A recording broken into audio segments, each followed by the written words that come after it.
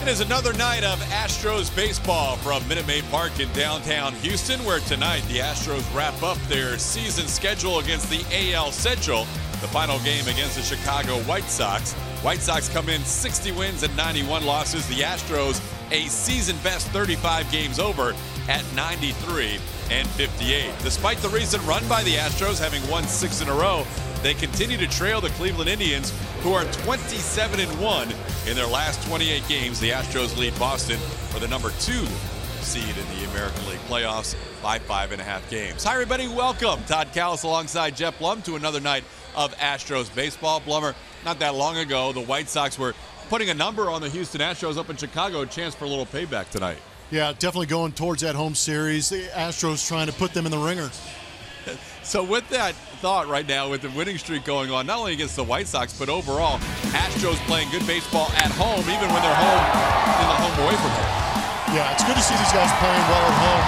We knew early on that they were going to play well on the road. They put up unbelievable numbers, setting records as they went out on that road trip. But it's good to see them turning things around because they are going for that American League best record, which would mean that they would have home field advantage throughout the playoffs.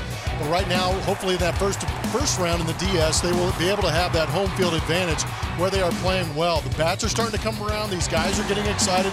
That guy right there, actually, for me, in the month of September, is only hitting 194. So the Astros offense is actually 2 thumbs up, even though they don't have their best player in the middle of the lineup putting up big numbers. So when he gets going, expect this offense to be that much more damaging.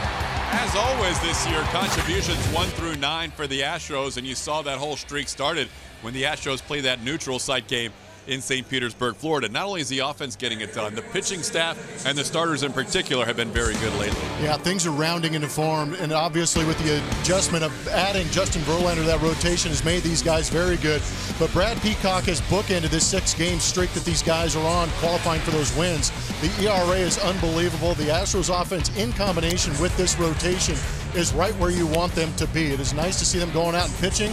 They're getting minimal leads early on, but they're holding down the fort until that offense gets going in order for them to qualify for those wins. It's been a ton of fun to watch these guys go out and play. So in Game 7, they will have Dallas Keuchel. In Game 8, Justin Verlander looking to continue that starter streak. The Astros looking for 10 in a row at home as we continue on a Thursday night from Minute Maid Park.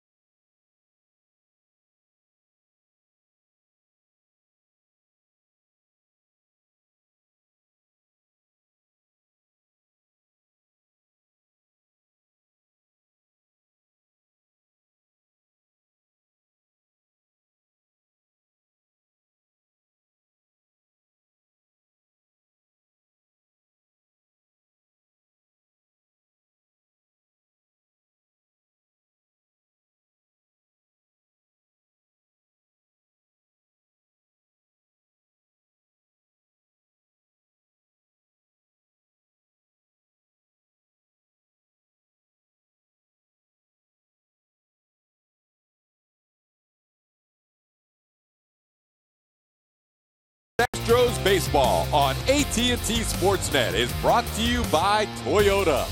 Let's go places. And by Southwest. Yes to low fares with nothing to hide. That's transparency. Getting ready for baseball on this Thursday evening. Dallas Keuchel on the mound at Minute Maid Park, where he has been very good. The White Sox put it to him last time.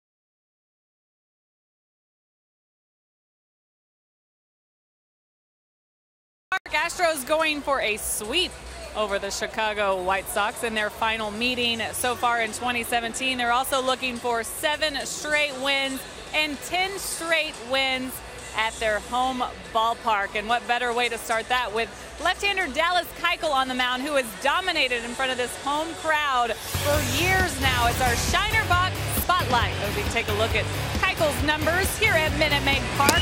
Got the 2.26 ERA since 2015, the record of 25-7. Third in club history for wins at this ballpark, too. I got to throw that in there. That's second best, though, what he's done since 2015 to Clayton Kershaw, who obviously likes to pitch at Dodger Stadium with that ERA. And today, facing the White Sox, as I mentioned, he's had a couple of days to look at this team as the Astros have beaten him in Game 1 and Game 2. But it won't be the first time that he's faced the White Sox all season long. August 8th is a day he'd like to forget for sure. It's his worst start of 2017. This was at their place, giving up 8 earned runs in just 4 innings. His shortest outing, but the most hits he gave up and the most earned runs so far this season. So maybe we're in for a bit of a Keuchel's revenge tonight against the White Sox. And let us remind you, this is a healthy Dallas Keuchel than the one that we saw in that last start against the White Sox. But also, he wants to win every single game, just like the rest of these Houston Astros have shown, even after clinching that division title. And Keuchel getting ready for some postseason starts as well. TK. All right, Julia, as we get ready for baseball tonight, the Astros trying to continue that home winning streak.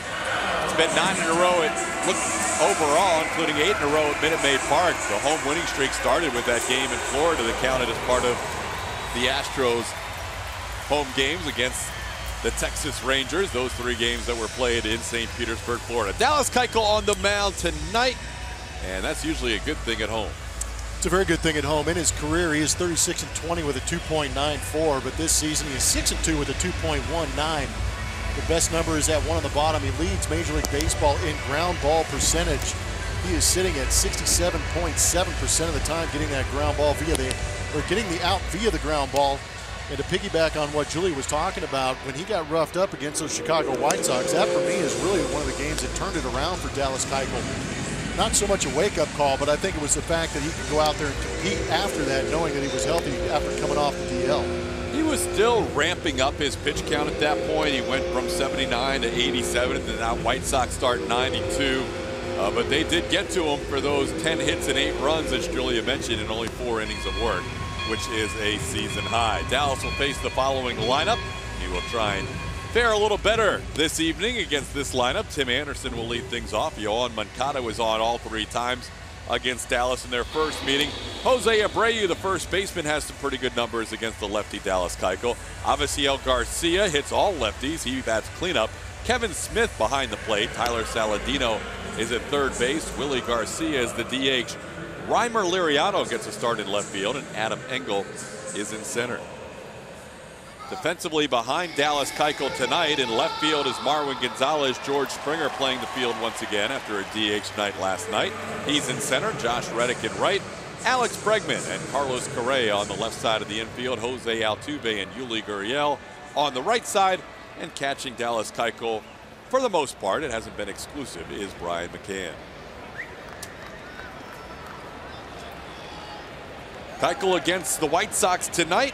Astros looking for a 3-game sweep and looking to continue this perfect homestand, currently at 5-0. Anderson swings the first pitch and fouls one away. Astros starting the night 35 games over 500. One of just 3 teams in franchise history that has accomplished that mark. Only 2, including the 98 102 win team, have gotten as high as 36 games over 500. Astros also got to 35 over in 1999. Keuchel quickly ahead 0-2.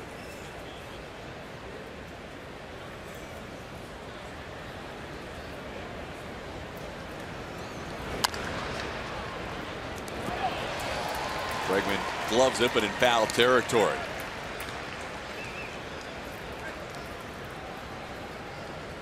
Anderson starting the night with a batting average of .263. He's riding an 11-game hitting streak. Hitting .440 during that stretch, 22 for 55.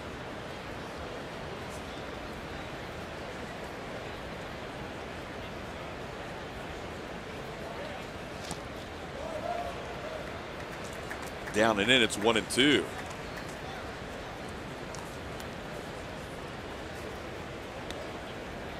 .22 for 50 during that stretch, even better.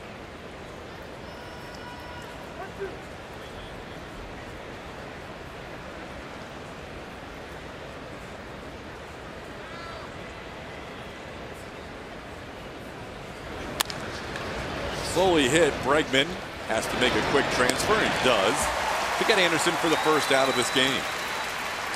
Good pitch by Dallas. We're going to take a look at his pitch usage, brought to you by AT&T. On the left-hand side, his season totals. On the right-hand side, you can see what he did at that last start against the Chicago White Sox when he got roughed up a little bit. You can see he was trying to find it with the curveball and the changeup, trying to mix things up to keep these hitters off balance, but he was leaving a lot of pitches up out over the plate. Sometimes when you leave that off speed in a good hitting position, guys can kind of wind up, get ready for it, barrel it up. And that's what the White Sox did. It's going to be a little bit different this go-around against Dallas Keuchel, who is leading the league as far as staying down in the zone. Dallas facing Yohan Moncada. He gets a strike at the knees. It's 1-1. He really wears out the bottom part of that plate, and in the process gets a lot of ground ball outs.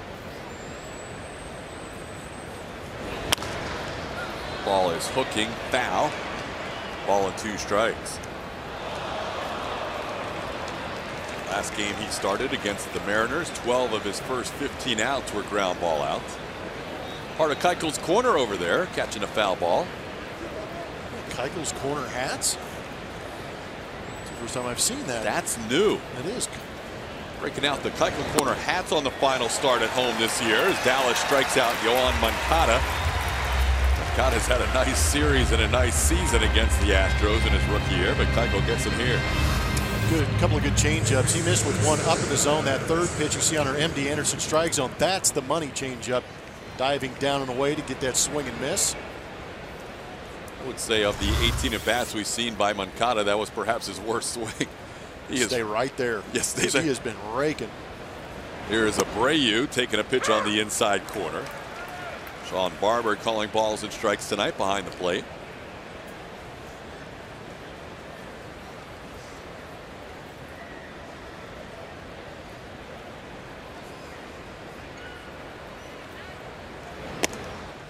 Jose Altuve leads the American League with 57 multi-hit games. Jose Abreu is second in the AL with 54.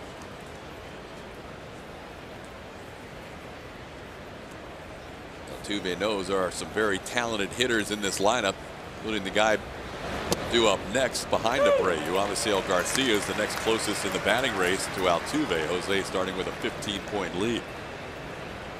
Title. It's going to be a fun night if Dallas continues to get that inside corner where it is. That wasn't even close. Really? A little cut fastball that started in and broke in, and he got the call. Expanded strike zones and Dallas Keuchel are a lethal combination. Abreu calls time.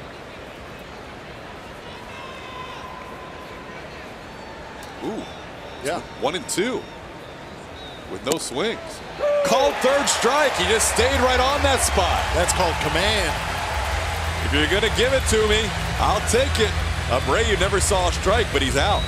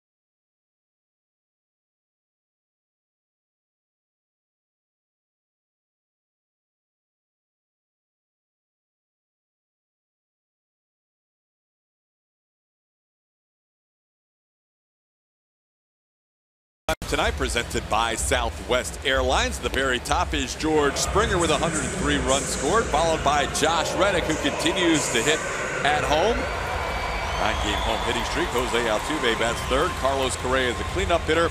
Marwin Gonzalez batting fifth. Alex Bregman in the sixth spot, followed by Carlos Beltran, the DH. Yuli Gurriel, a big game last night with 3 hits. He hits 8th, and Brian McCann catches and bats 9th. 6-foot right-hander.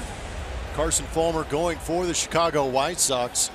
He's out of Lakeland, Florida, making his 6th appearance and his 4th start this season. Numbers on the season: 18 innings. He's got 17 punch-outs, 9 walks. A little concerning in that sense, but he's holding opponents down to a 194 average. Fastball averaging around 93 miles an hour. Also has a cutter. That's probably been the issue for him, is getting pitches on that glove side, which are inside left-handed hitters. Therefore, he's got that cutter, also a curveball and a changeup. First pitch misses to George Springer. That's one way to get to the glove side. Was that his cutter? Just yank it. Just totally yank it outside. Well, we're seeing 2 of the 3 young arms in the rotation right now. Reynaldo Lopez will go tomorrow for the White Sox. We saw Lucas Giolito in the first game of this series, and now we're seeing Carson Fulmer. They're getting a chance to look at their young 20-something arms in their rotation.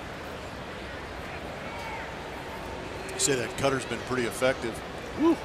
Wow, already a chat. It's a whole new record, Kevin Smith. The 24% is on the season. Last start, he used that cutter 32.6% of the time. But why not if you have an 071 batting average against? Yeah, that might be where Kevin Smith was going out there really trying to drive home. I saw him in the bullpen. Well, it was interesting when you have a meeting after a 1-1 count to the first batter.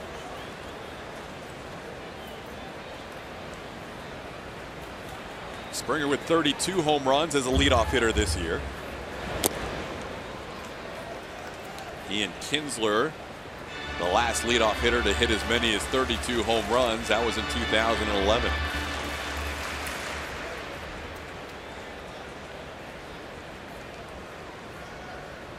Josh Reddick, who loves hitting at Minute Maid Park, on deck.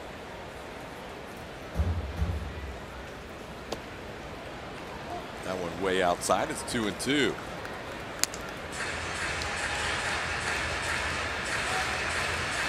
Two cutters that he's thrown to the outside haven't been close. Springer has been not even been enticed to swing. Fulmer, after attending All Saints Academy in Lakeland, Florida, then went to Vanderbilt. Won a College World Series title for the Commodores in 2014. Starting pitcher in that final game against the Virginia Cavaliers. Down and away again. It's 3-2.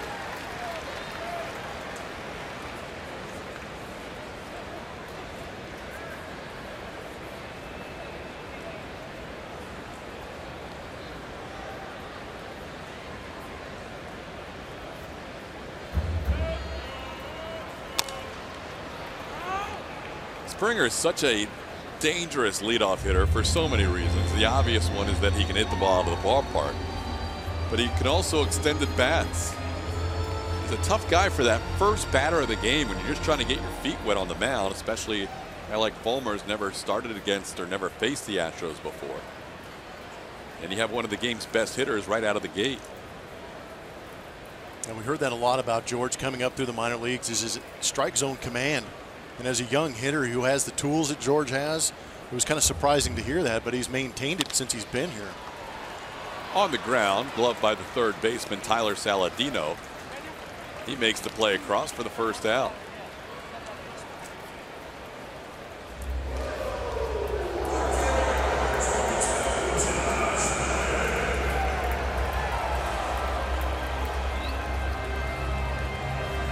Here's Josh Reddick, fourth in the American League with that .318 batting average, hitting .471 during his 9-game home hitting streak.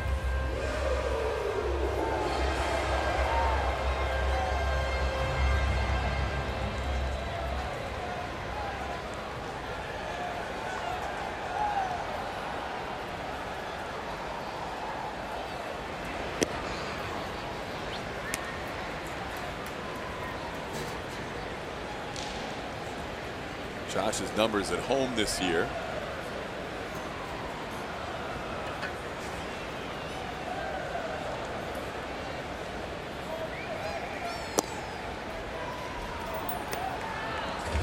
Home numbers are outstanding. They're even better at Minute Maid Park. And they aren't quite one and the same because he went 1 for 8 at Tropicana Field against the Rangers in a series that counted on his home record. Hitting .362 at Minute Maid Park after that 1 for 8's erase from his .353 average. Takes pitch inside, and Fulmer has fallen behind 3-0.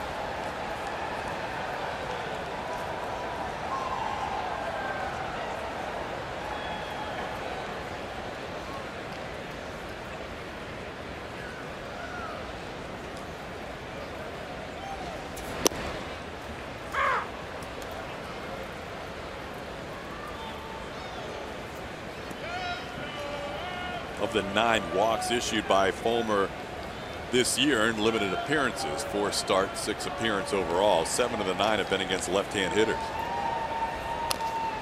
Josh fouls one. It's 3-2. There we finally saw that cutter. He does throw it a lot to left-handed hitters. Puts it up about 20% of the time. That average against As far as left-handed hitters, is only 167. It's a pretty good number for Carson Fulmer.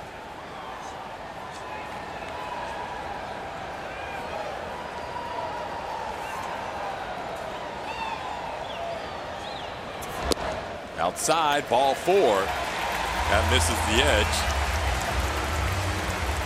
That might have been the same part of the plate that Dallas Keuchel was getting in the first inning. That was my thought exactly.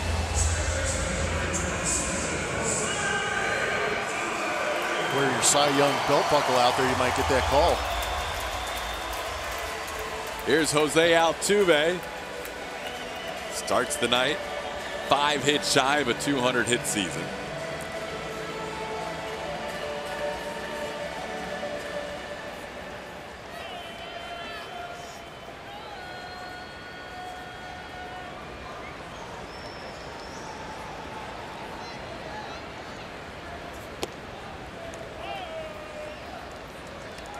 Misses to Altuve. It's 1-0. Jose has 57 multi-hit games on the year. He's won in his last 7 games. Altuve since August 1st, when he was batting a season high .368, is hitting .296 since the beginning of August.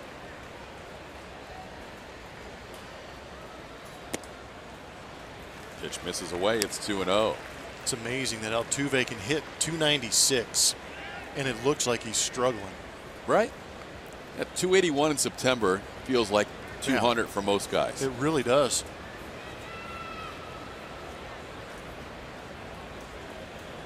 When he was on that torrid pace in the month of July, he set a bar that's really hard to achieve by hitting .485 for an entire month.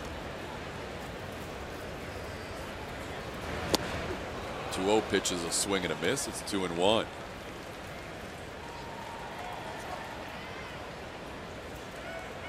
Fulmer throws that changeup around 87 miles an hour. Fulmer never facing the Astros, so all these guys, with the lone exception of Cameron Maybin, and he's not in the lineup, but all the guys on the roster seeing Fulmer for the first time.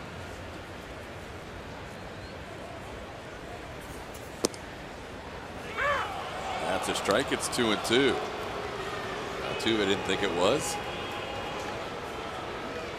That's that cutter. Didn't look low to me. But I'm sure as a hitter, Altuve thinking that he sees the break going away from the plate, it must have been off the plate.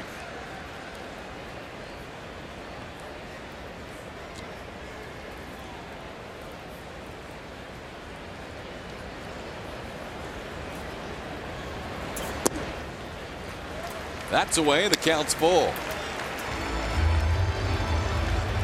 See if A.J. Hinch elects to put Reddick in motion here with 1 out in the full count.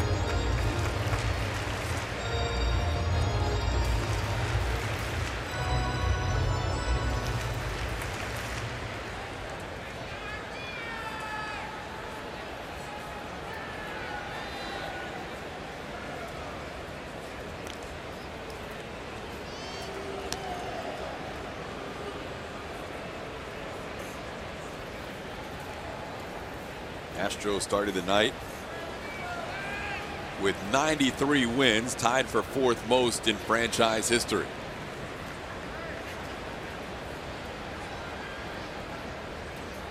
There goes Reddick. Pitch is foul. They'll do it all again. It was more or less a hit and run the way Josh took off. Wasn't the greatest of jumps, and he was peeking in the whole time to see what Altuve was going to do.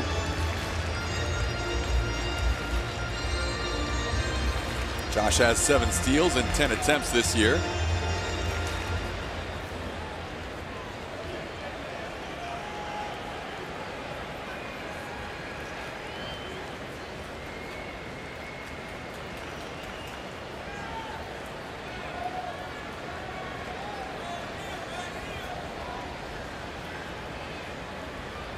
On the move again. The pitch is close, but called a ball 4. So the Astros with runners on first and second on a couple of walks. There was a lot of concern around Carson Fulmer. There's something going on. There was a meeting early on. Kevin Smith went out, Then after the first hitter, after George Springer grounded out, Saladino came to the mound and had a conversation with Fulmer. Now you've got Rick Renteria and Herm Schneider coming out. I thought the same thing. I thought it was unusual after 2 pitches to see the catcher go out to the mound, and I thought it was unusually long for Saladino to linger on the mound after that first out. And so now they're going to take Carson Fulmer out of the game. So Fulmer, the young 23-year-old right-hander, will face just 3 batters tonight.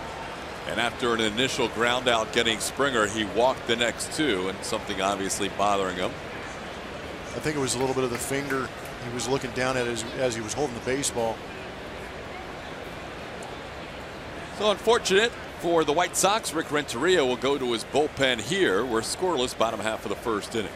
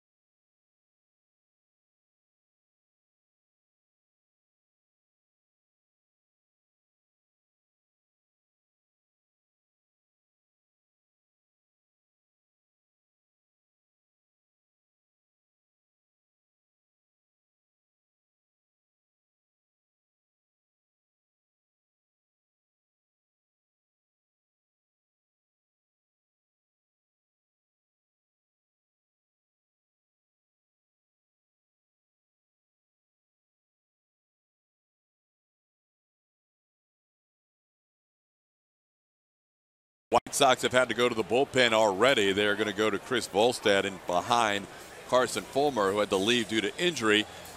Astros wrapping up the AL West Division title on Sunday with a victory against the Seattle Mariners. And after the game, A.J. Hinch addressed his team. Hey, what a team. What a team effort it takes to get to this point. We started out this season, we had all kinds of expectations, and you know what? They were right. We're the best team in the American League West. Probably the best team in the big leagues, and we're going to find out in October. This October team. Okay, here's the thing. I love the makeup of this team. We got dudes that grinded through the minor leagues here and played through a lot of lean years to get to this point, right? All Astros that came start to finish. We had some dudes that signed here as free agents that wanted to be a part of this. Caballo, Reddick, love it. We have some dudes that didn't want to, that had to choose to come here through trade, right?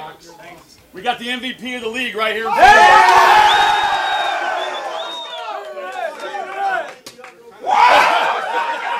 Hey, we even got a dude behind the plate that's got one tool. Hey,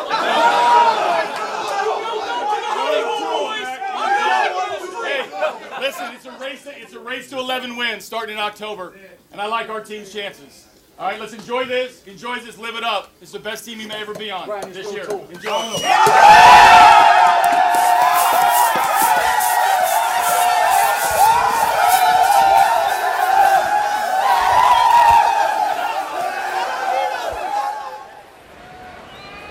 Good stuff. Always is. Never gets old. Here's Carlos Correa against the new pitcher Chris Volstad, who takes over. Had as much time as he needed to warm up. Didn't throw all that many pitches. But he comes into this game. Hasn't pitched all that much this year. Making that 4th appearance. He went 2 innings last time out in Detroit.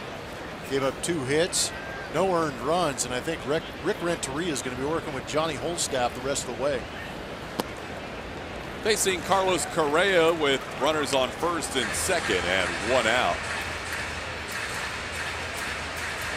Correa, since the start of 2016, has batted with runners in scoring position more frequently than any other batter in baseball. 52.2% of his ABs. Has another opportunity here. It's 2-1. Yeah, it's been pretty impressive to have that many opportunities. It's a credit to the guys in front of him getting on base and getting into scoring position. We'll see Albert Pujols here over the weekend. Hanley Ramirez and Ben Zobrist on the top 4 of that list.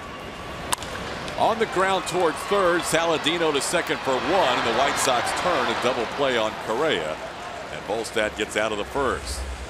We're through 1, scoreless.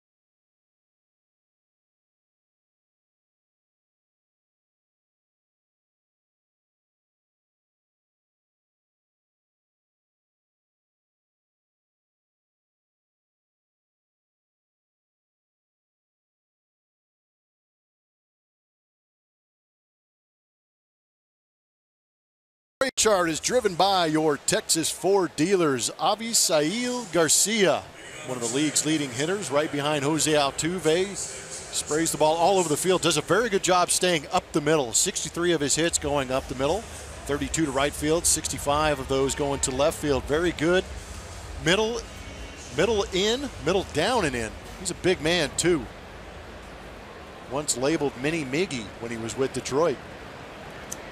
Can understand why. He's been on a nice run this second half of the season as he leads things off here in the second inning for the White Sox. Pretty good numbers against Dallas as well. 6 for 15 with a home run. And Dallas starts him off with a swing and a miss for a strike.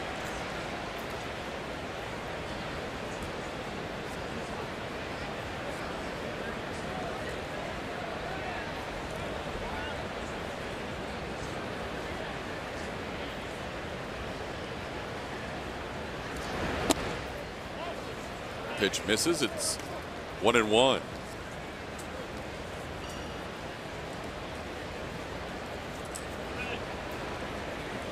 Tell you what, Moises Alou, ex-Astro, ex-big leaguer, played for many, many years. Could really make some cash on the side by teaching pitchers how not to get blisters on their pitching hands. Really? Yeah, the starter for the Chicago White Sox, Carson Fulmer, exited the game earlier. The blister on his right index finger.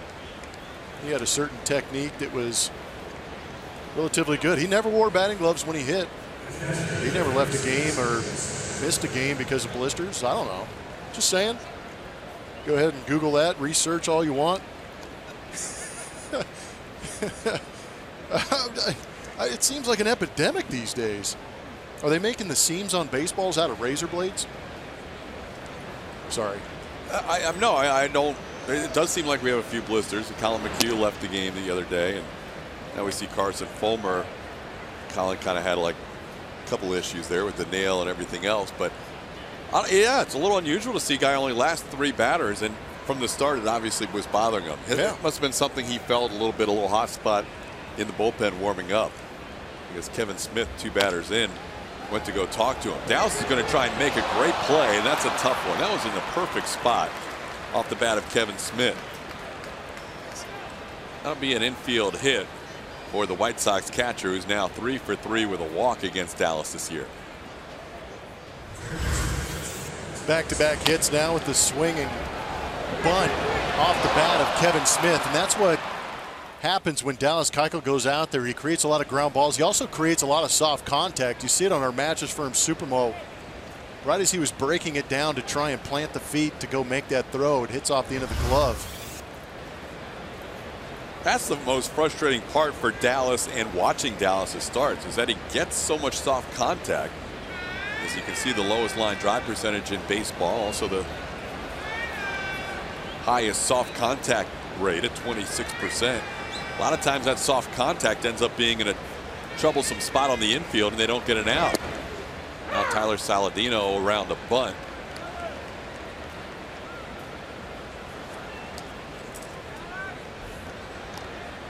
Better be a pretty good bunt. This is where it gets interesting if you're a third baseman and you have a Gold Glover on the mound in Dallas Keuchel. It's a force play at second base. And unless it's bunted firm at Alex Bregman, I would assume that he'd get back the bag and let the left-handed Dallas Keuchel try and make a play on it to get the lead runner. This time he does not show bunt and takes one low. It's 1-1.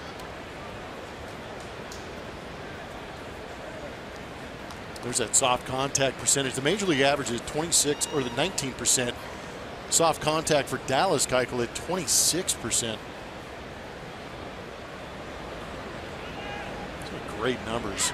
If you're into the sabermetric and the peripherals, those are phenomenal numbers for a starting pitcher. Swing and a miss. Foul tip caught by McCann. It's 1-2.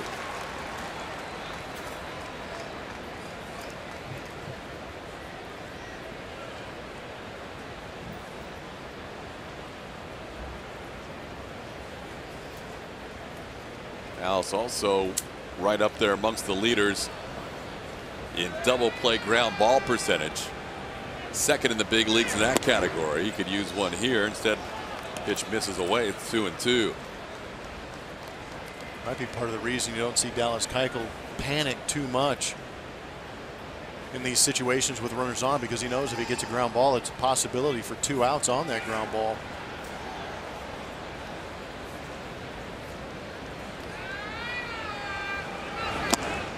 Swing and a foul tip. Strikeout number 3 for Dallas, and out number 1 in the second inning.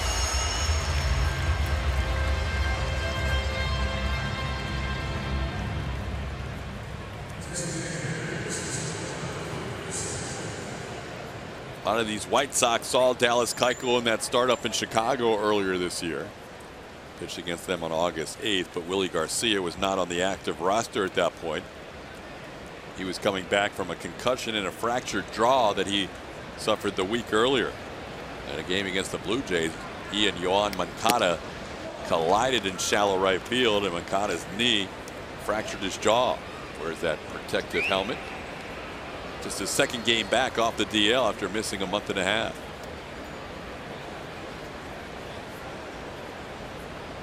DHing for the first time in his major league career.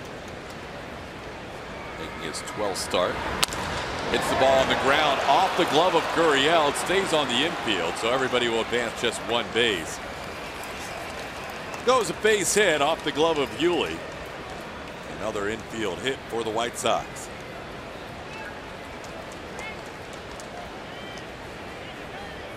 Tough play for Hewley. There's a lot going on in front of him. See him playing behind that runner at first base, and that ball was hit hard off the bat of Willie Garcia. But keeps it in the infield. Doesn't allow that run to come in. Still an opportunity for a ground ball.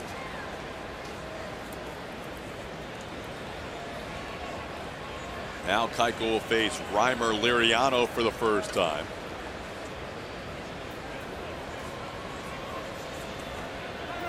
Liriano played with the Padres back in 2014 and now getting his second turn at the big league level with the White Sox. Most of the season at AAA. Takes a pitch outside for ball 1. 25 big league at bats on the season for Liriano, who came into the game last night. He was a late defensive replacement.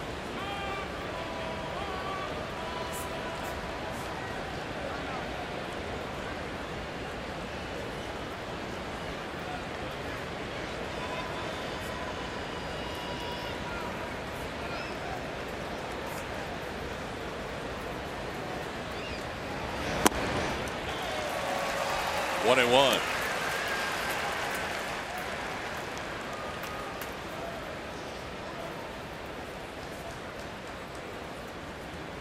Three hits in the inning. Avisail Garcia clean single to left, and an infield chopping hit by Kevin Smith, and another infield hit.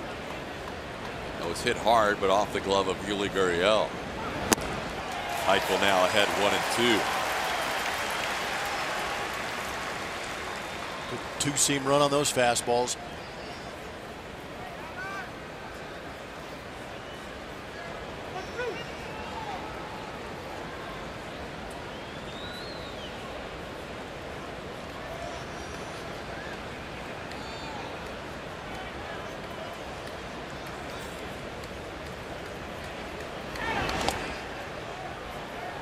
Bounces in there, blocked by McCann. It's 2-2.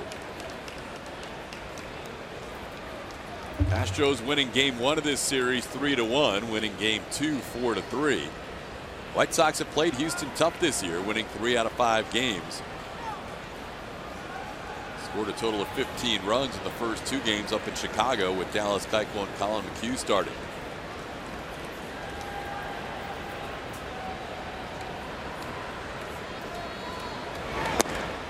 Does not chase. It's 3-2. Almost.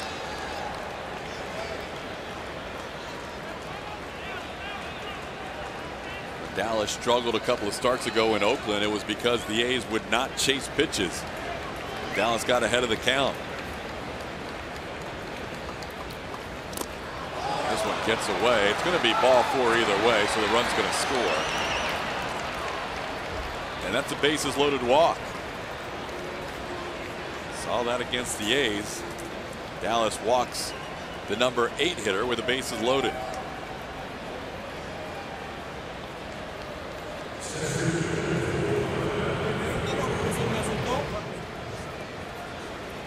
In that start against the A's, he walked Matt Chapman, the number 7 hitter, with the bases loaded. Then he hit Mark Canha, the 8 hitter, with the bases loaded, before walking Marcus Semien again with the bases loaded. So hopefully that's not a repeat of a couple of starts ago. It is 1-0 White Sox on the bases loaded walk.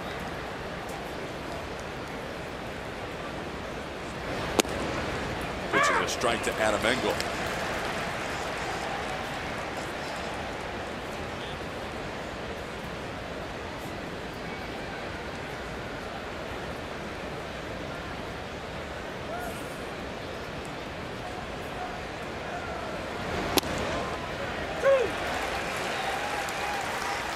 Go a whole season without seeing Keuchel walk anybody with the bases loaded, and we've seen 3 of those and a hit batter with the bases loaded in his last 3 starts.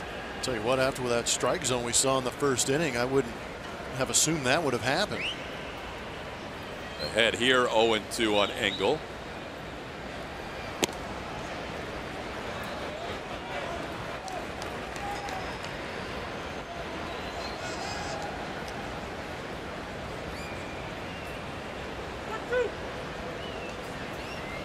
Astros looking for a strikeout or a ground ball towards the middle of the infield. There's the strikeout.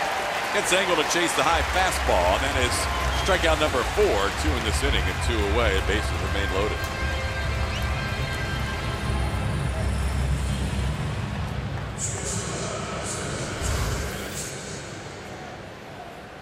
That's not a spot where you anticipate Dallas Keuchel going to, and I'm sure Engel saw a fastball and decided to take a chance. Got beat. So now if Dallas can get Tim Anderson, he can escape this bases loaded situation with just 1 run.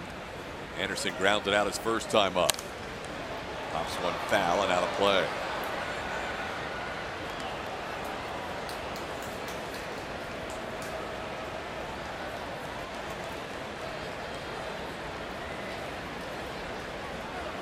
Dallas needed 13 pitches in the first inning. He's thrown 23 thus far in this inning.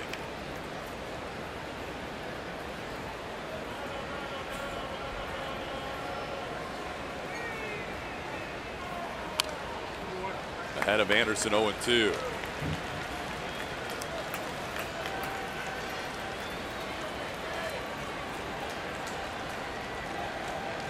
Kevin Smith, Willie Garcia, Reimer Liriano, the base runners for the White Sox.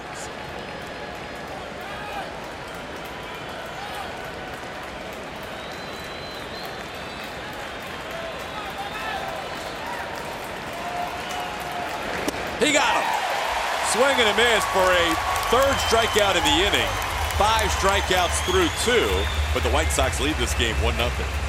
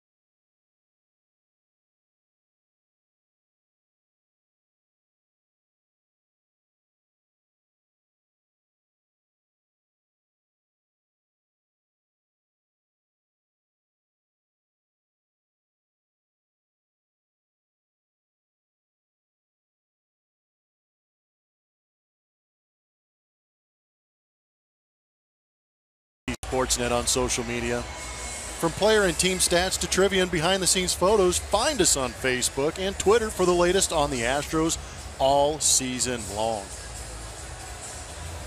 Please be our friends. Like us. We're likable. I hope so. I went over 20,000 Twitter followers on Killing it. Yeah, buddy. You're at like 25. We don't even want to say where Julie is. No, she's super popular. Super. She's the most popular broadcaster on our team. 1-0 White Sox. We head to the bottom half of the second inning. Hi, Julia. Oh, Hi. I thought they opened her up. What, They did. what are you up to? Like 50, 60,000 followers? No, I don't even know. Yes, you do. I don't keep up. All right, I'll look it Liar. up. You're going to make me look it up? Look it up. I'm just down here tweeting fun pictures. That's I was all. going to say, you're a lot more aggressive than we are. I do. I have a great view, so I like to take pictures and share what I'm seeing. Like guys cuddling on the bench down here. Cuddling? Yeah, they always cuddle. And then Jake Marisnik's got his cast on, so he's giving guys, they call it the high 4 instead of a high 5. Wow. Trying to get a good picture of that. Once I do, I'll tweet it out. Can you go back 2 sentences ago? They always cuddle? They do cuddle a lot. Yesterday, oh, there they are. Is this suitable? Oh, that's for not really cuddling. viewers? Bregman and McCann were sitting really close to one another yesterday, arms around each other, bringing it in real tight. And then Verlander walked up, and it was like the Red Sea parted, and he got right in between them. It was hilarious. There's always stories within the story. Oh man, here we go. There's a little drama. There's always something going on down there. I like that trio right there. Verlander, Peacock, Charlie Morton. That's a fun group. I want to hear their pitching conversations. I don't want to hear their cuddling conversations. No, I was surprised. I think they still talk baseball. They just do it very closely while hugging one another. Whoa. 1-2 pitch sent deep to right center field towards the bullpen, but getting back there and playable is the center fielder Engel. Marwin just got under it, sent it to the track in right center.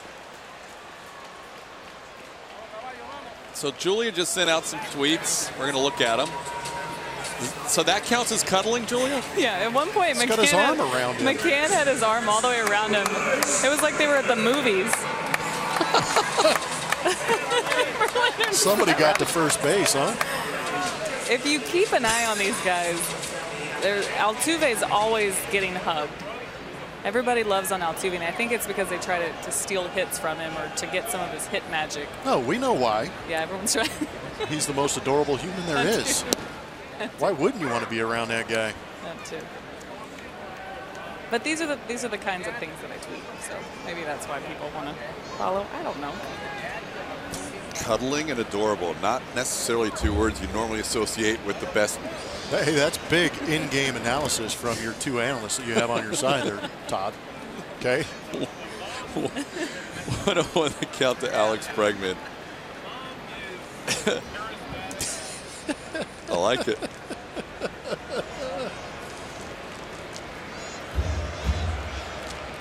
Chris Volstad delivers a pitch for a strike. It's 1-2. Altuve is one of the more fun players to watch on the field, in the dugout, how he approaches every day. Always having a good time out there.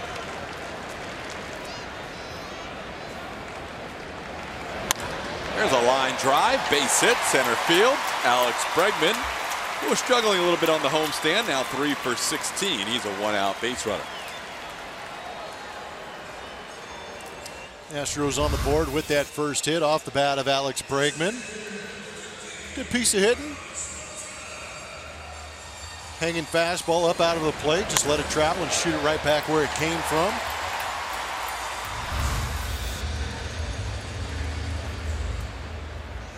Bregman and Jose Abreu having a word as Carlos Beltran digs in.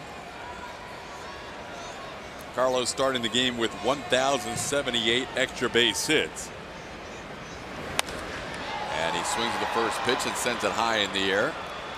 Engel is there. And there's 2 away.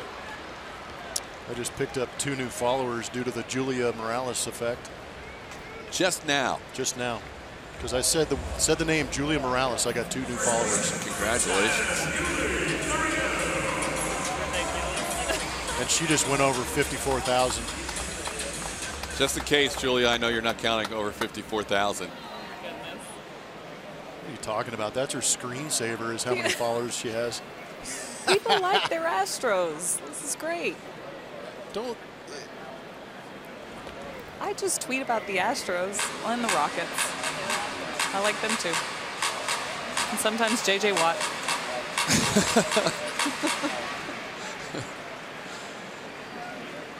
Two outs, Bregman on first base.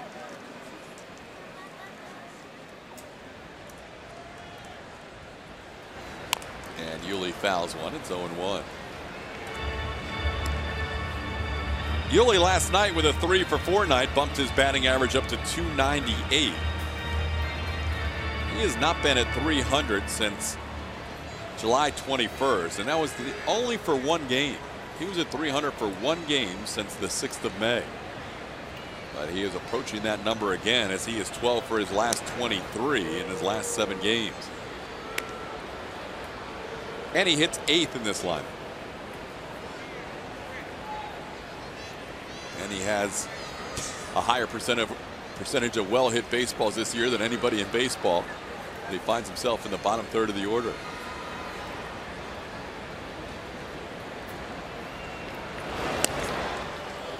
Pretty amazing.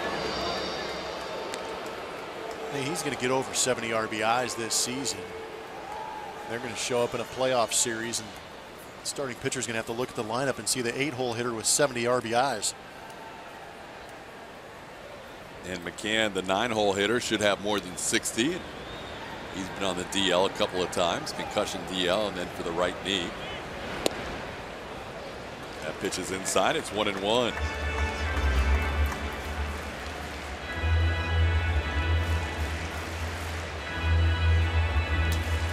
No breathers, 1 through 9. Said it all season long, and it has played out from opening day through September.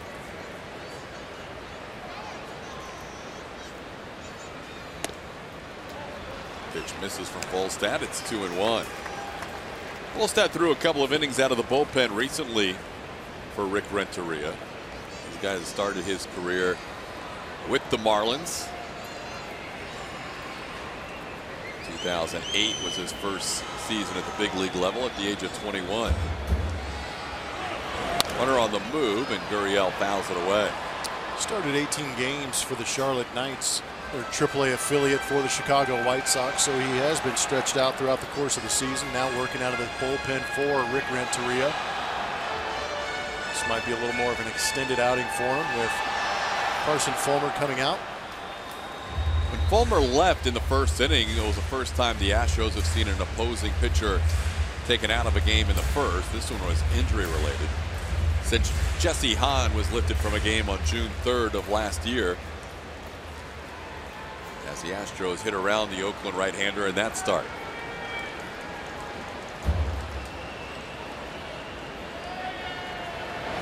Two pitches, a line drive up the middle. Yuli Gurriel continues to get closer to 300, a base hit to center field, and the Astros have 2 runners on with 2 outs. You're taking offense to you making fun of him for only being over 300 for a game. He just touched it, just got to 300 once, but he's got a chance to finish the year, and that's all that matters at that number. I hope he takes offense to that. Got to the top of the hill.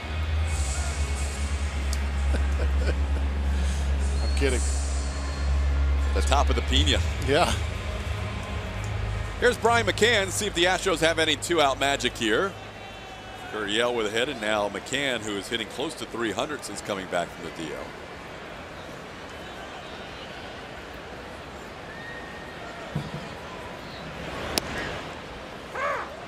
Called strike. It's 0-1.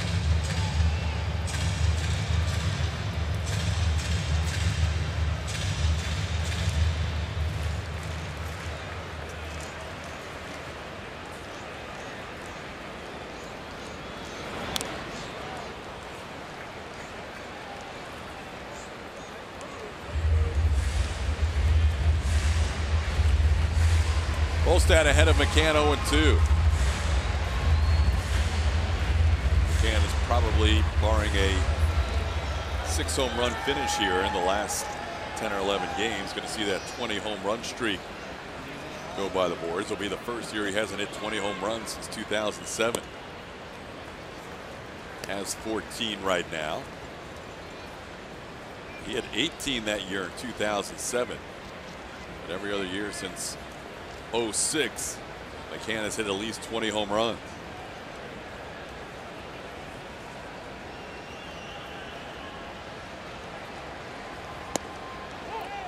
A little flinch there by Sean Barber, doesn't pull the trigger. It's 2-2.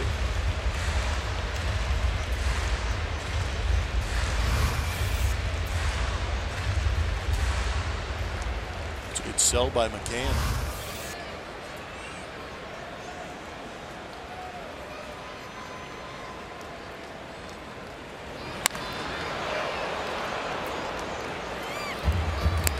Mentioned McCann on the DL a couple of times. 327 ABs, the fewest he's ever had since his rookie season, when he had 180 at bats in 59 games. So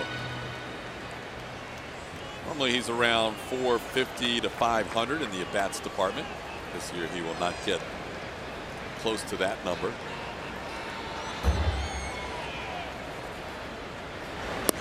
And he's got a full count, which means Bregman and Gurriel get a head start with 2 outs. McCann is so good with 2 strikes, keeping at bats alive. And if he turns things over, George Springer will get a chance to bat with the bases loaded.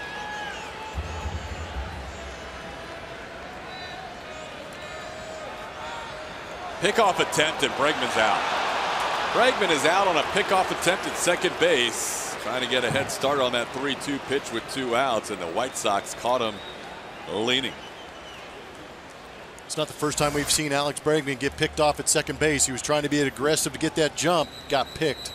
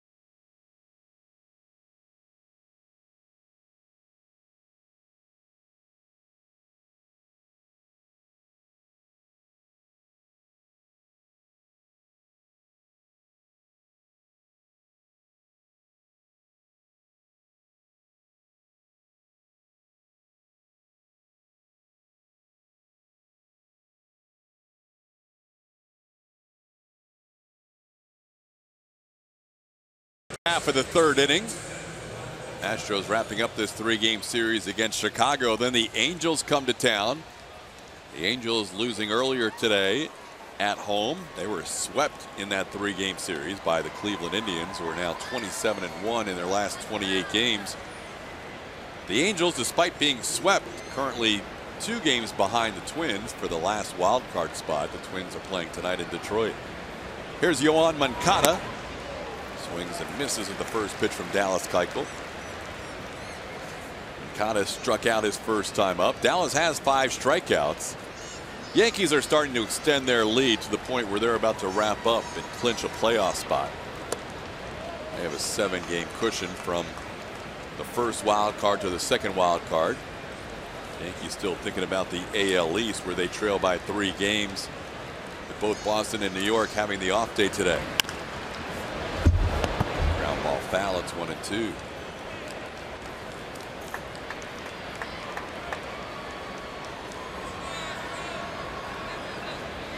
For the Astros, if they end up with a 1 or the 2 seed, they will play the first game at Minute Maid Park 2 weeks from tonight. Game 1 of the ALDS.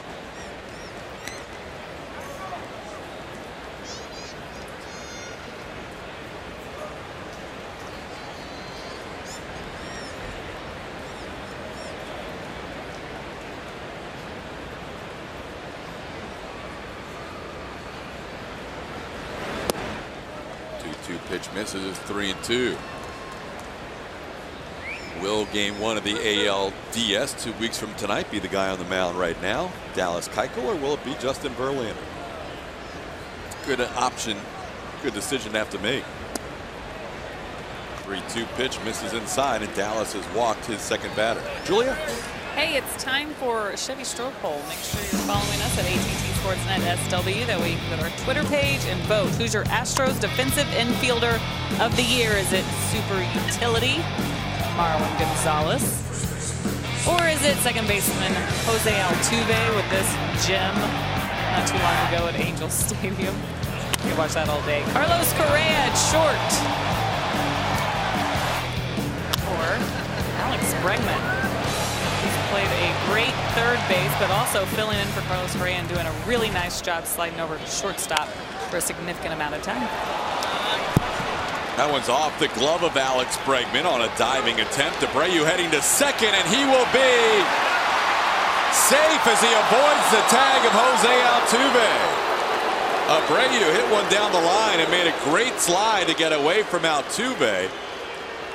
And that puts runners on second and third with nobody out.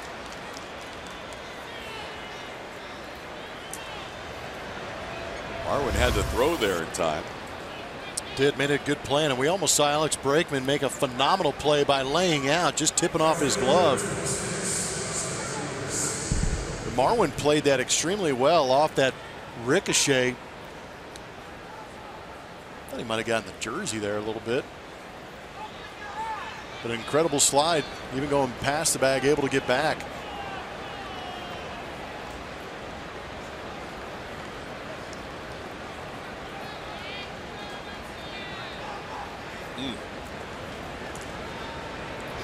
Astros will play the middle of the infield back. Gurriel tight at first base, with Avisail Garcia the batter.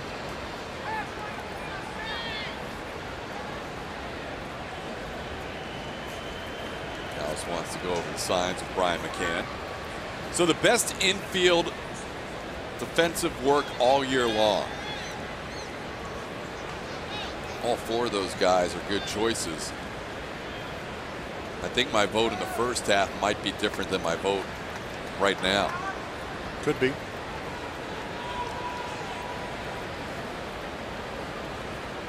I answered that one pretty quickly.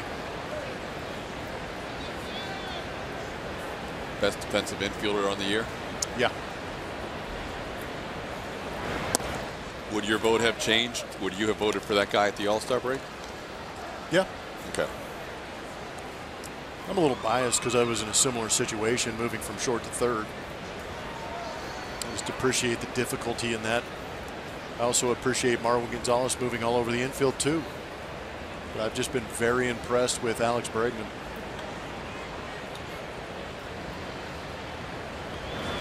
1-0 pitch in the dirt. It's 2-0. It's hard to argue with that choice, especially the way he's been the last 2 or 3 months. He has made spectacular plays July, August, and now into September. See how Dallas attacks Garcia here. It is 2-0. There is a catcher due up, Kevin Smith. Even though you don't like to see too much traffic on the bases, not sure if Dallas will give him anything too good to hit here, and it's 3-0. It's one of those where Dallas can get him to chase one of his pitches. Bonus, but if not, they'll attack Kevin Smith with the bases full and force at every bag.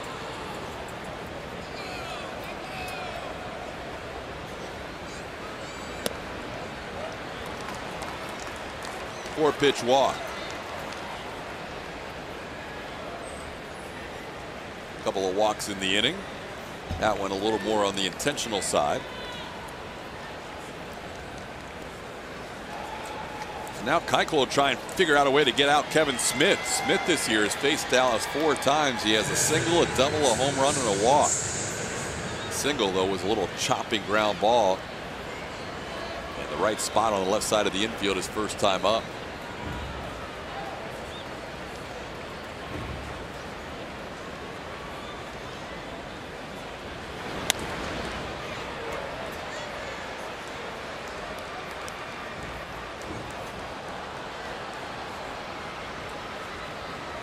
Moncada on third, Abreu on second, and Garcia on first.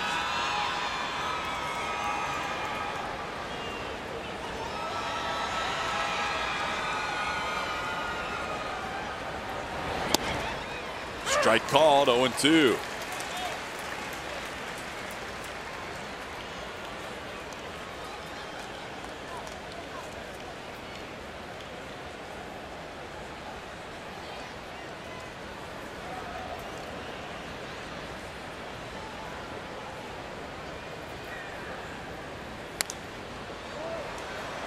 Stays alive on a high fastball.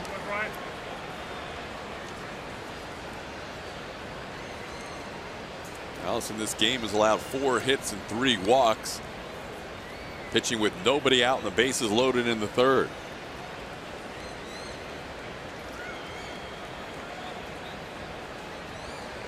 Really feel like Dallas likes those teams with the veteran lineups that he can go out and exploit, find their weaknesses and get after them. These young teams, you don't know what they're going to chase, what they're not, what they're good at hitting, what they're not. You're kind of feeling them out as you go. And they really felt him out the first time he faced him up in Chicago. So that intimidation factor might be a little bit lost on the Chicago White Sox just because of the youth and what they did to him in Chicago.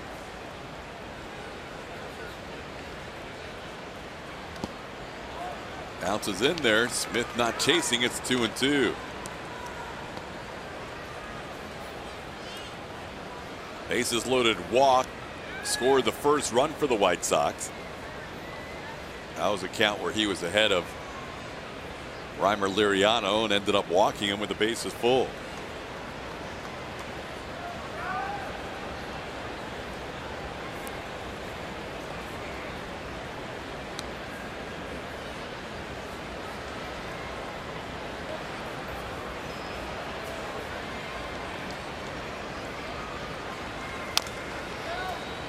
Smith stays alive, 2-2.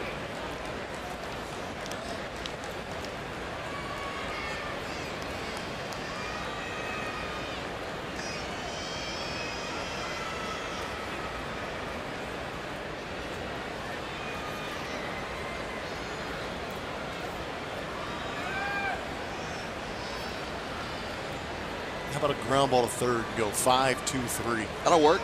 We're right back to Dallas. This is past Dallas. Correa's going to have to go to second. Altuve's return throw. They get the double play. A run does score. Dallas picks up another double play ground ball on the play. Moncada scores to make it a 2-0 game. Again, soft contact. You were hoping it was hit soft enough to where Dallas could get to it, but it gets past him, and Correa to Altuve to Yuli. No RBI for Smith as the run crosses the plate. Here's Tyler Saladino.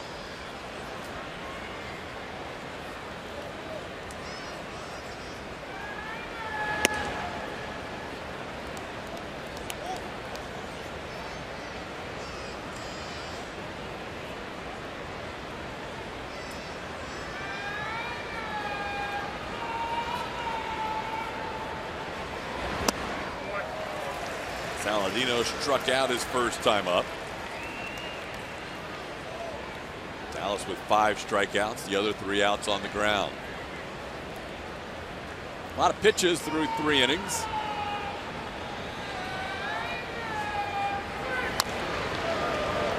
One and 2.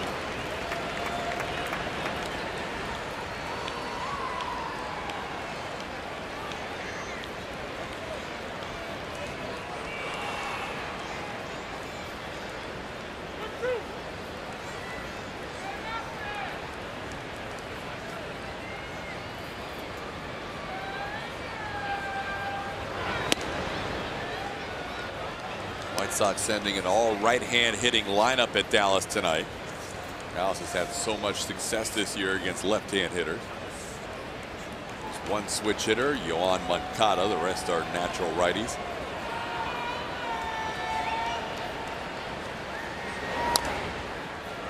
Saladino stays alive.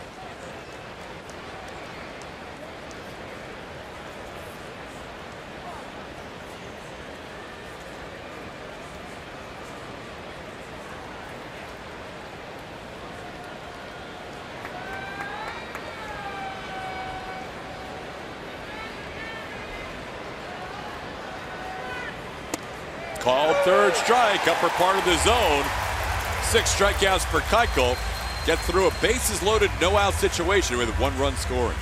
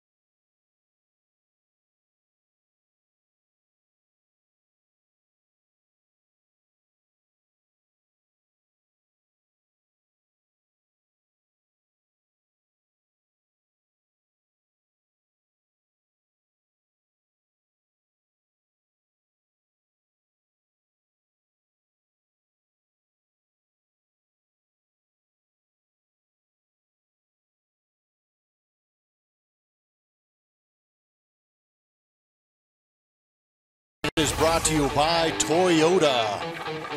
During the 9-game home streak, Josh Reddick has been extremely good. Hit .471, 10 RBIs in those 10 games. He loves playing at home, so you knew he was going to be on this list during that 9-game home streak. Then George Springer, meager .382 average. His on-base percentage, he's almost up to 50% of the time being on. That's why he's scoring so many runs. And of course, Jose Altuve, rounding back into form. He's already got large numbers on the road, trying to get up big here at home late in the season. A couple more games here at Minute Maid Park. McCann sends one deep to right field. This is into the upper deck. Home run. Brian McCann, his 15th of the season, and the Astros get one right back. McCann and ball.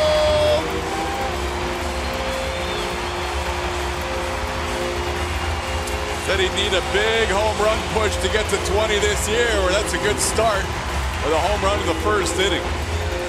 Excuse me, this first AB.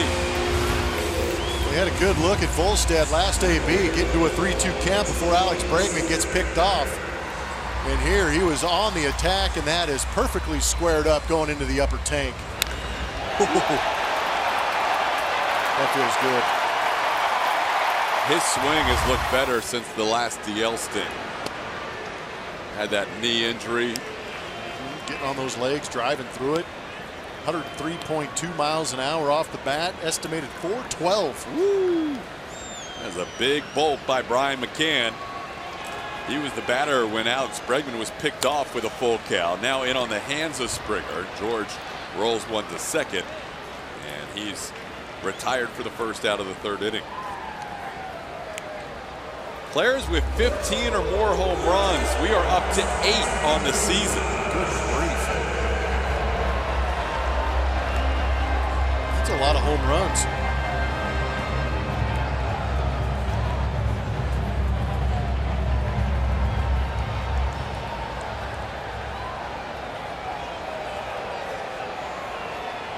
Josh Reddick, the batter.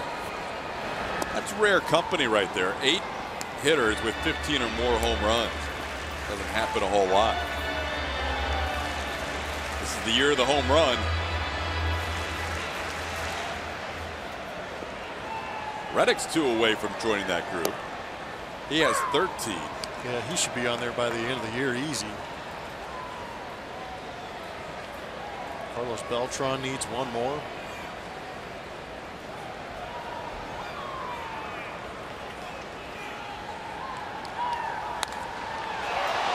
It's in the air to center field, but Engel's angling and gets there for the second out. Is he an angler? he's an Engel who angled. 2 outs. Good stuff. Here's Jose Altuve.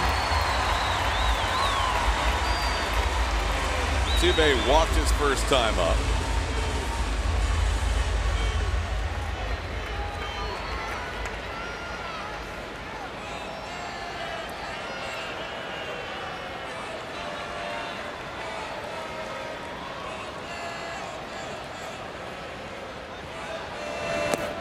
Takes a pitch in the dirt, 1-0.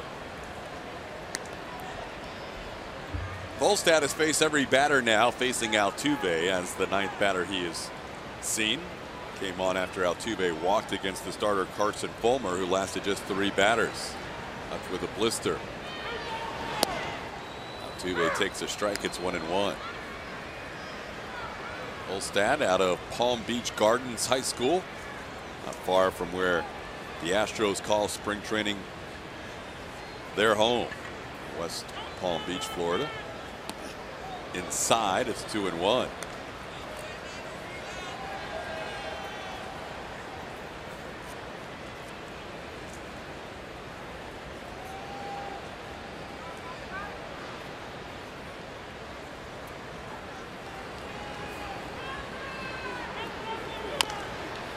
On the ground foul. It's 2-2. Tonight when Renteria made the change, he went from a 2015 first rounder, Carson Fulmer, to a 2005 first rounder, Chris Volstad. Volstad selected by the Marlins in the first round of the 2005 draft.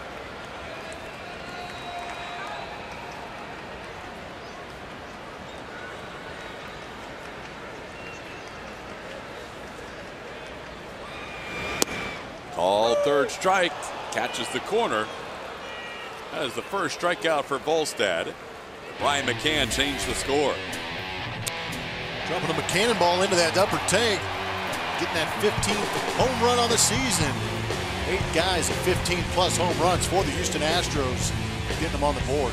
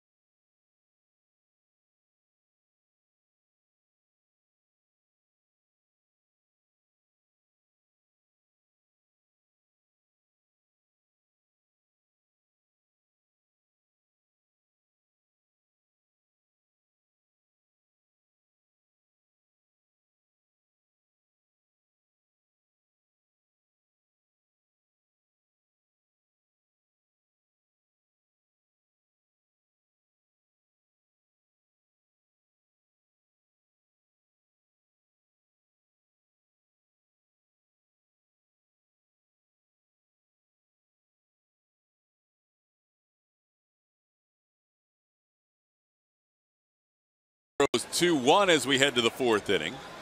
Guy doesn't need to go to Keuchel's corner. No, he's a role model. He is good to go. First pitch from Dallas misses to Willie Garcia as we start the 4th. A little bit of a rough start for Dallas. 62 pitches in after 3 innings. He's allowed 4 hits and 3 walks thus far. Got out of a bases loaded, no out situation, allowing just 1 run last inning. Misses with the first 2 of the 4th to Garcia. It's 2-0.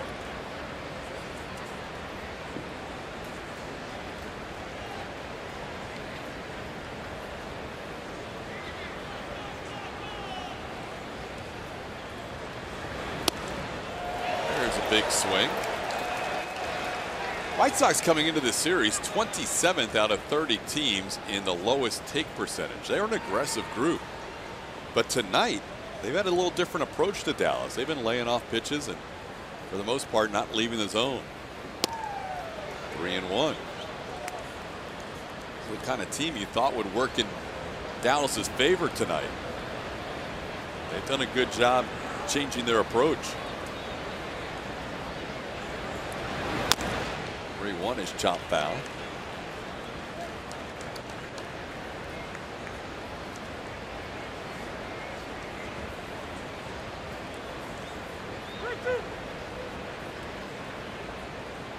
Garcia 3 games DH at the AAA level this year. His first major league start as a designated hitter. Broken bat, Bregman, nice backhand stop. The long throw across, and Gurriel, a little shuffle of the feet, makes the play for the first out. Good pitch by Dallas, getting in the kitchen of Willie Garcia in the backhand play. I like the fact that he planted his feet to make that good strong throw across the diamond.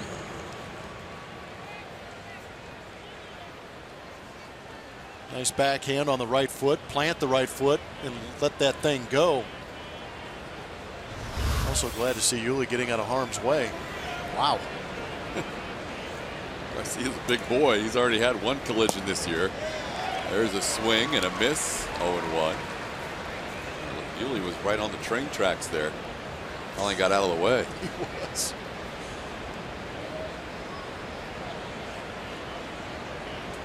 Liriano walked his first time up with the bases loaded and forced in a run.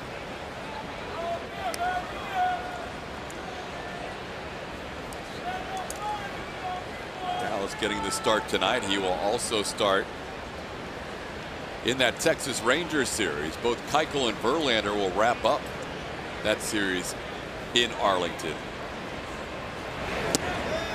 which means they will not get a start in the series in Boston. More than likely, Dallas could pitch some innings in that final game, but the trick is A.J. Hinch would rather his 1 and 2 starters not have to face Boston at least twice in a row, and possibly a 3rd start in a row, depending on the length of the series. Pitch misses. It's 2-2. Sounds like an amoeba. Keeps moving. Ooh, I like that pitch. It's a great pitch, considering the entire baseball was inside the strike zone.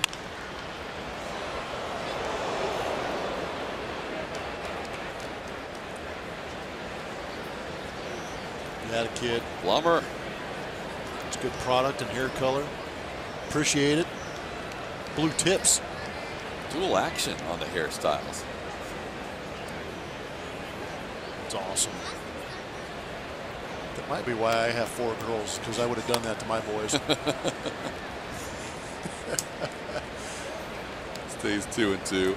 We were talking about the hair color either last night or the night before, your hairstyles. You went through a few different colors, right? I had some internal issues I was dealing with, Todd, and I took it out on my hair. I saw the platinum blonde during a commercial. That was a good look. I think I had the most hits with the platinum blonde. That's why I stuck with it.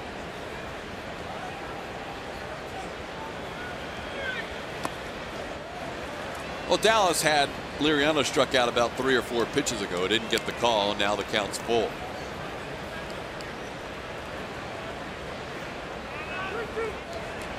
Dallas got the benefit of some calls in the first inning, but easily could have been through this batter in 4 pitches. Instead, he gets the ground ball. Correa comes in, and there's 2 away. Join the Astros this Saturday from 10 a.m. to noon for the Hispanic Heritage Street Fest presented by Fiesta. The festival will have live Latin music, traditional Spanish dancers, games, food trucks, and more. Visit astros.com/Hispanic Heritage for tickets and info. Don't forget, game time changes this weekend. Saturday, originally a night game, is now 12:05. Sunday was originally a day game. That's now 7:05 start. And there is broadcast partner Jeff Blum in the Platinum Blonde days. Philly Idol. I don't know who that is. Bunted on the plate. McCann barehanded in fair territory, and Engel is retired. Good play by the Astros catcher, jumping out in front of that plate and recording it out. 1-2-3 inning for Dallas.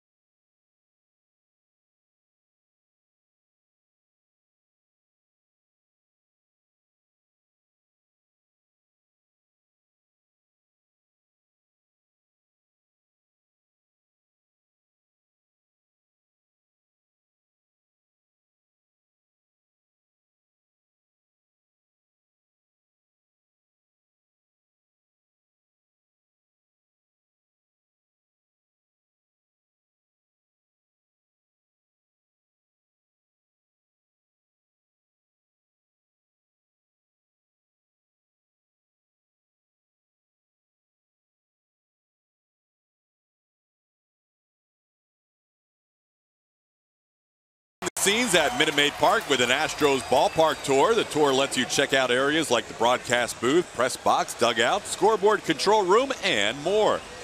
Visit astros.com/tours to book your tour today.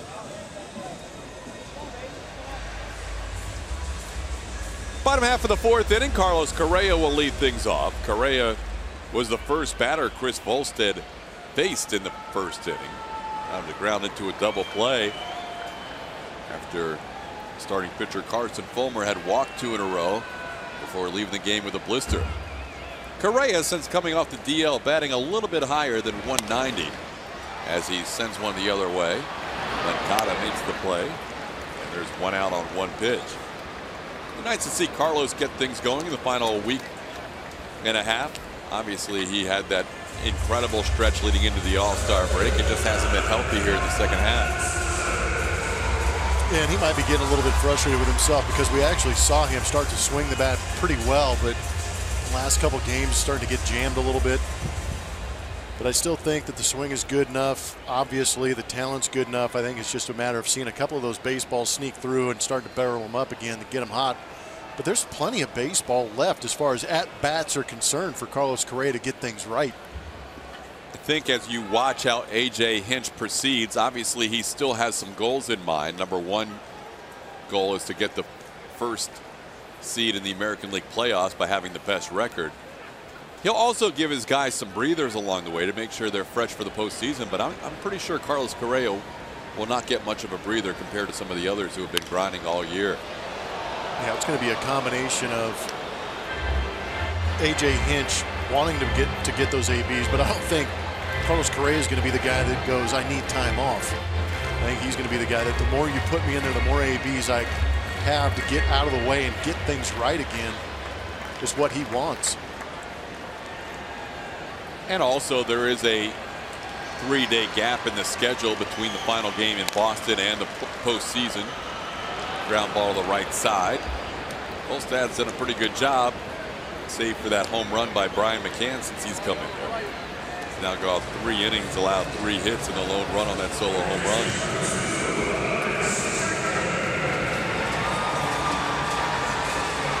Two outs, base is empty. Here's Alex Bregman. You have a built-in 3 days anyhow from Sunday until Thursday. So guys should be fully rested coming into that. Best of 5 in the first round.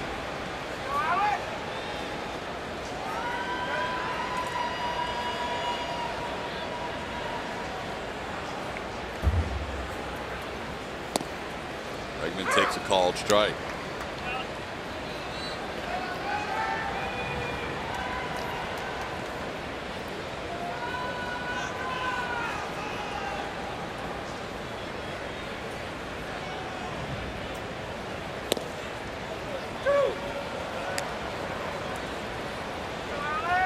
Olsted's not tricking anybody. He just continues to go out there and fill up the strike zone. Big man, 6'8".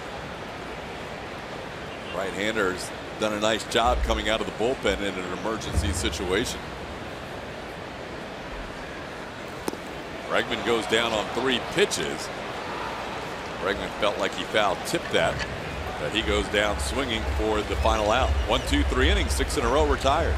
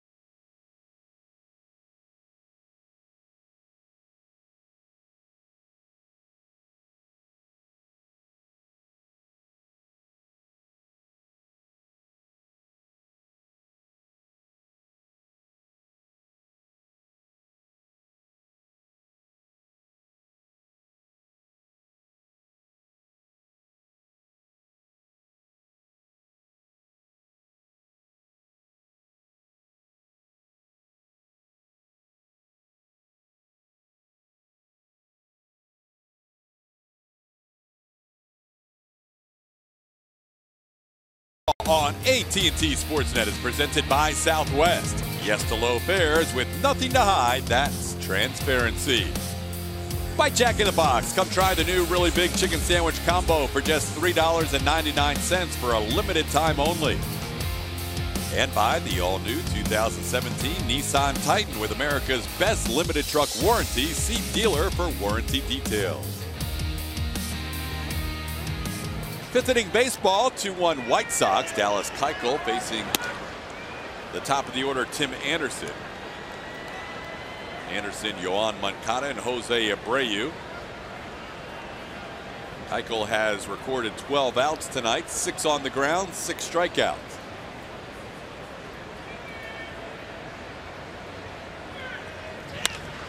There's a ball in the air, and for the first time, a fly ball. This one a line drive caught by an outfielder as Marwin makes the play for out number 1.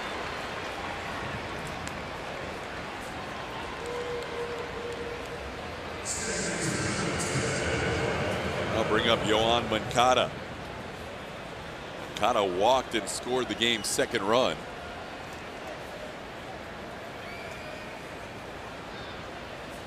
Dallas also struck him out. Dallas has 6 strikeouts, including 5 in the first 2 innings.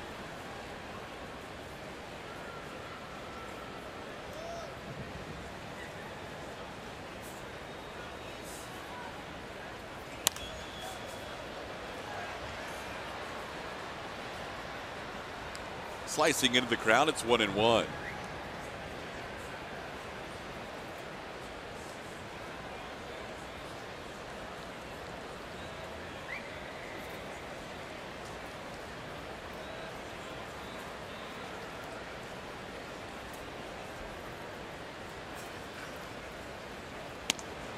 Astros starting the night with 93 wins, matching the 1980 and the 2001 teams.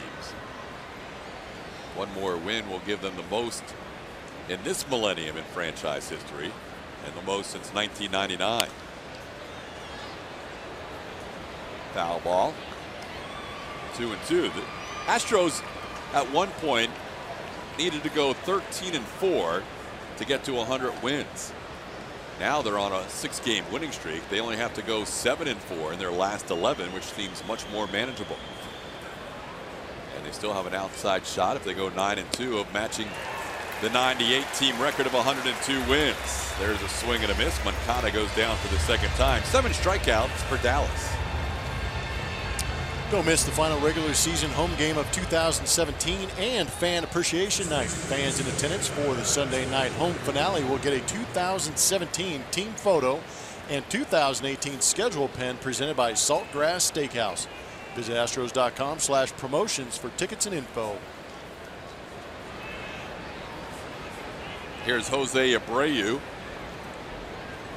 His evasive slide on that double his last time up helped the White Sox score a run. Hit one down the line and avoided the tag of Jose Altuve. Eventually the White Sox would cross the plate on a double play with the bases loaded. Pops this one high in the air. McCann will give it a look and just outside of his reach. Somebody underneath got blown up. Cracker Jacks blew up or the beer? Not sure. He doesn't look too fazed by it. Cracker Jacks look like they're intact. Right into your living room.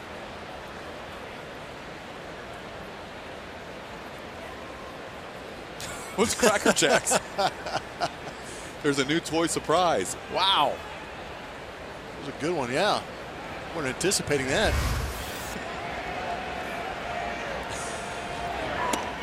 That's a fan that doesn't get fazed by much. He was interrupted in the middle of his Cracker Jacks and acted like nothing happened. Yeah, you're sitting in those seats. You might have an opportunity to get another bag. I don't think we can reach them from here. No. I do think they have fresh supplies down low for those people. I don't know. My arm's feeling pretty good tonight. I might be able to get it down there. Nice. Ball into left field. Marwin going back. He's looking up. He's at the edge of the track, and he makes the play. Puts that glove up against the wall. Well hit by Abreu, but into the wrong nook and cranny here at Minute Maid Park.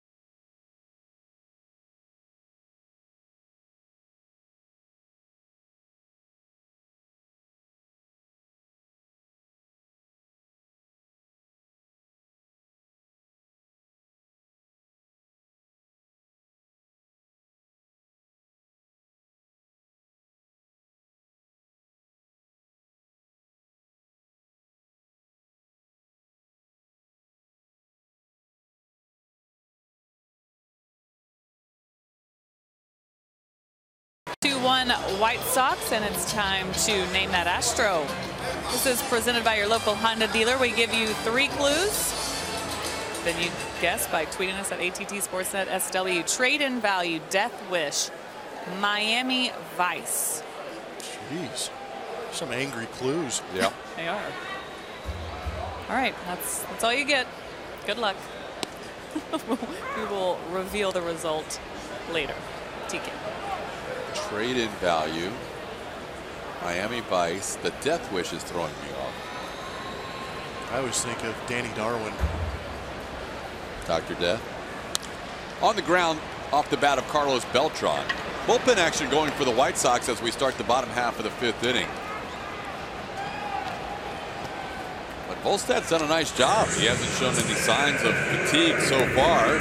Mike Pelfrey, the righty. Lefty is Chase Fry.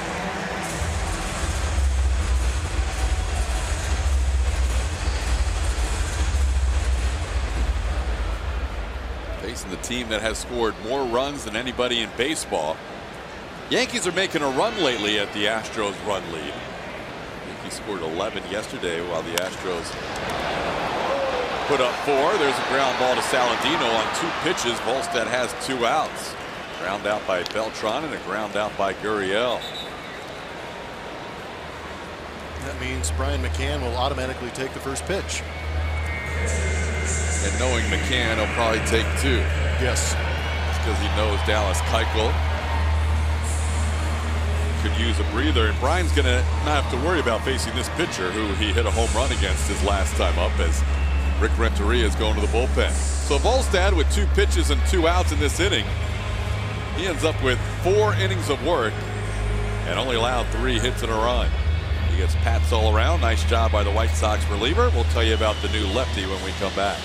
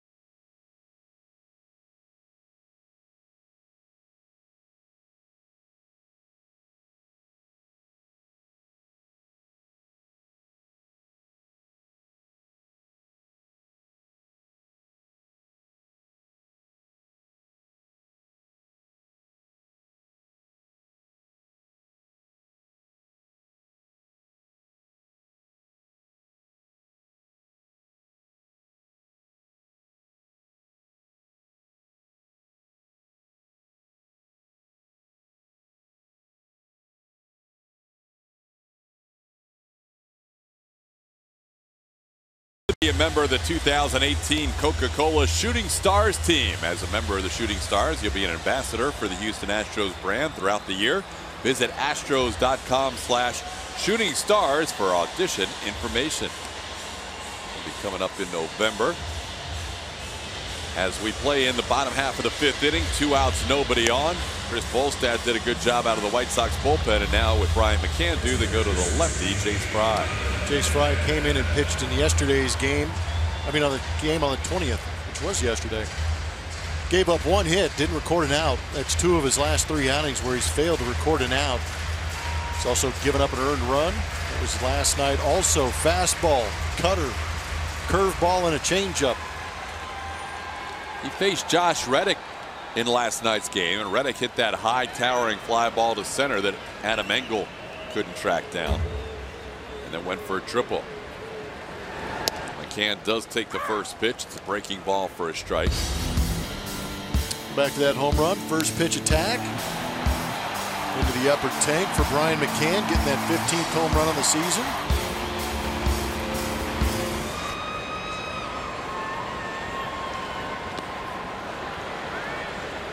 Start him off with a cutter, and then he breaks out that breaking ball, the curveball. He's ahead 0-2. Fry usually only faces lefties in short stints, so he may face just McCann or might be in there for 2 out of 3 with Josh Reddick due up after Springer.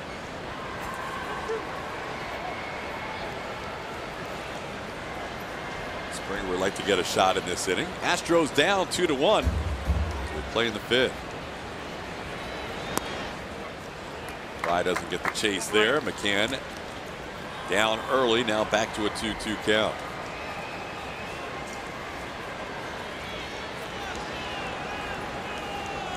Fry, 24-year-old left-hander.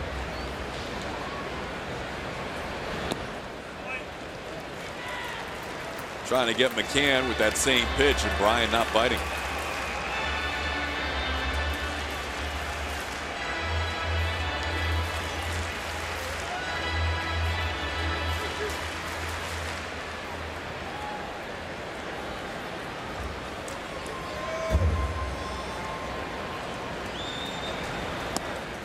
And again, job by McCann to lay off 4 pitches out of the zone after being down 0-2.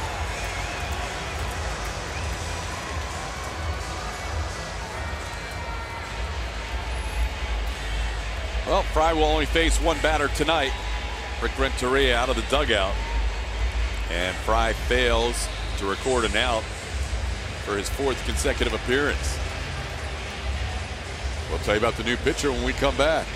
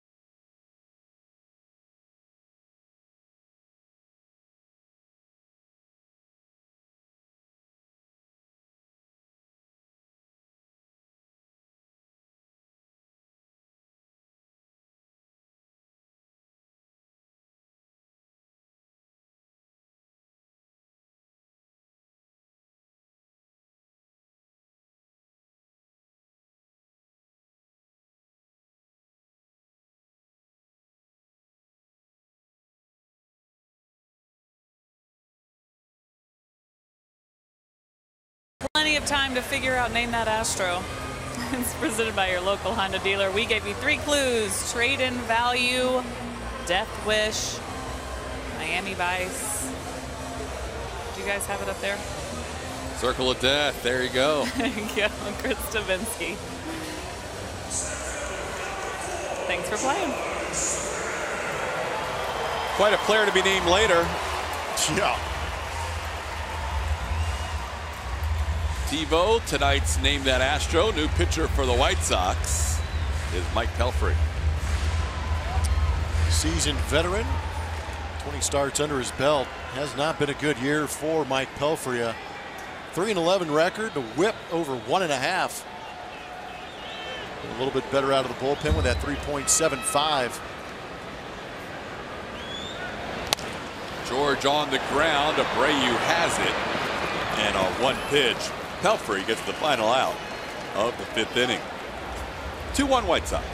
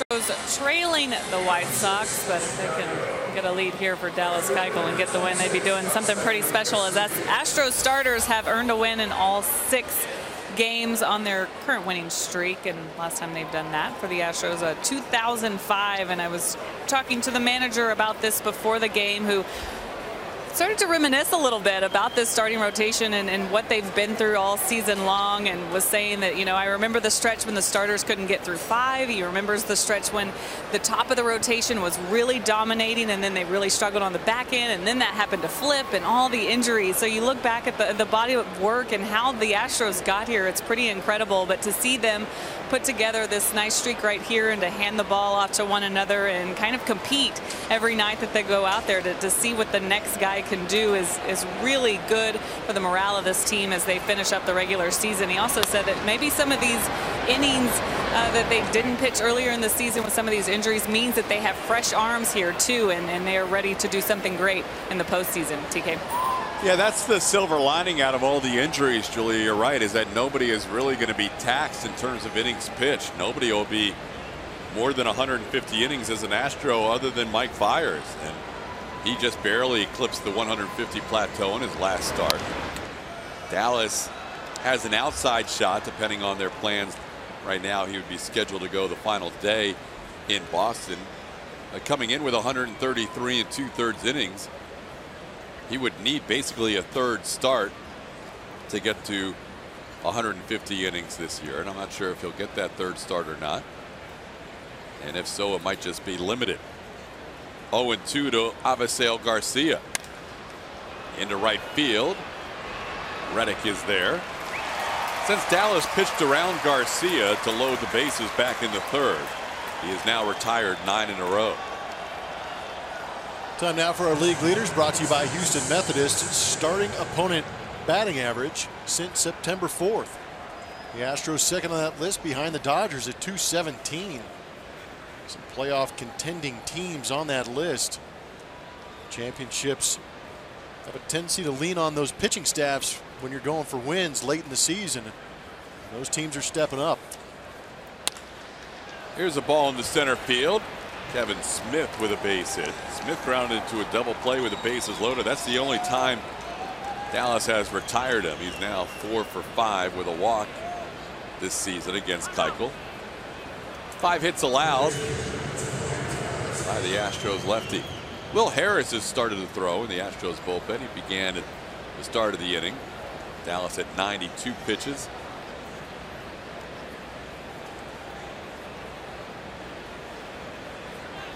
Tyler Saladino, the batter.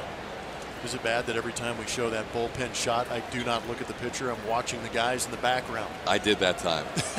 I always peek at them. I'm like, what are they going to do this time? Just in case there's any hijinks going on. Pitches inside for a ball. Everything normal. These guys over here. Oh, yeah. Wonder if they're going to look up and see that they got circled. Somebody just came out of the cave.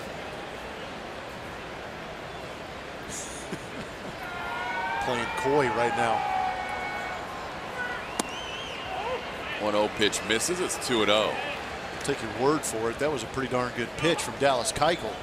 Dallas stared in there for an extra beat after this delivery.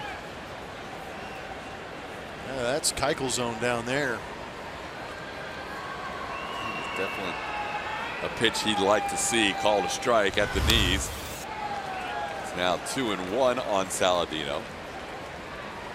Well, the starter's batting average against that you showed was helped last night by Brad Peacock going 6 innings, only allowing 1 hit. Oh yeah, that guy. That guy. Seems like every start it's 1, 3, 4. He's not been giving up many hits at all lately. Saladino around the bunt takes it inside. It's 3-1. Last 5 starts for Peacock, he's allowed a total of 15 hits. That's 3 per start. And he's going 6 innings. You know, that's, I mean, he's not going out there and getting cheated. He's going out there and getting deep in ball games. On the ground, could be two. Correa, Altuve to Gurriel. Dallas wraps up the 6th inning with a double play ground ball. Has a little discussion with Sean Barber on the way off the mound, and a smile after that double play. We are through 5.5 in a 2-1 game.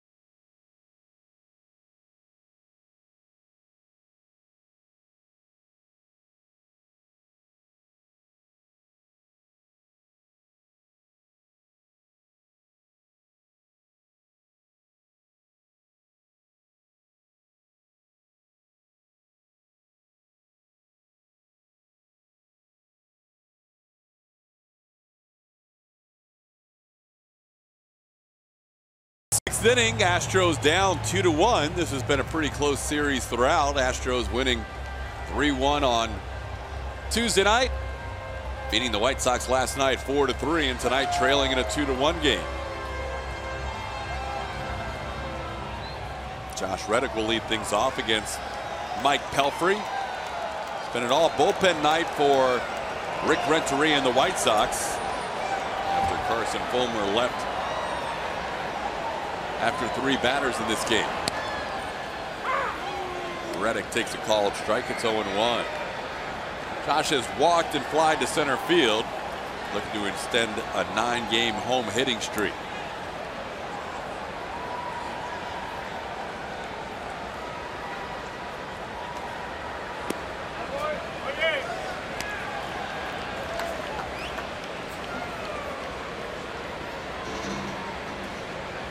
Rolstad came out of the bullpen and threw 4 innings of 1-run baseball. Now turns it over to Pelfrey. Pelfrey got the last out of the 5th inning, getting George Springer to ground out.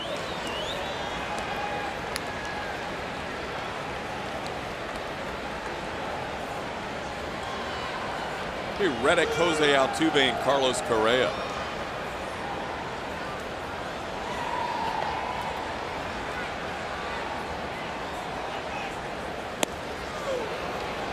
Two and two.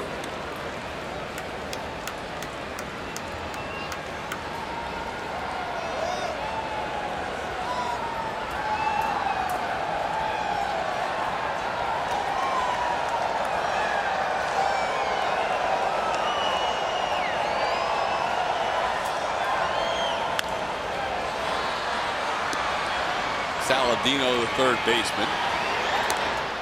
1 out.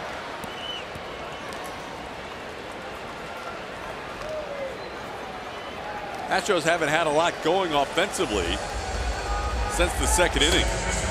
Only base runner since the 2nd has been Brian McCann, who hit a home run and then reached on a walk with 2 outs in the 5th. Here's Jose Altuve.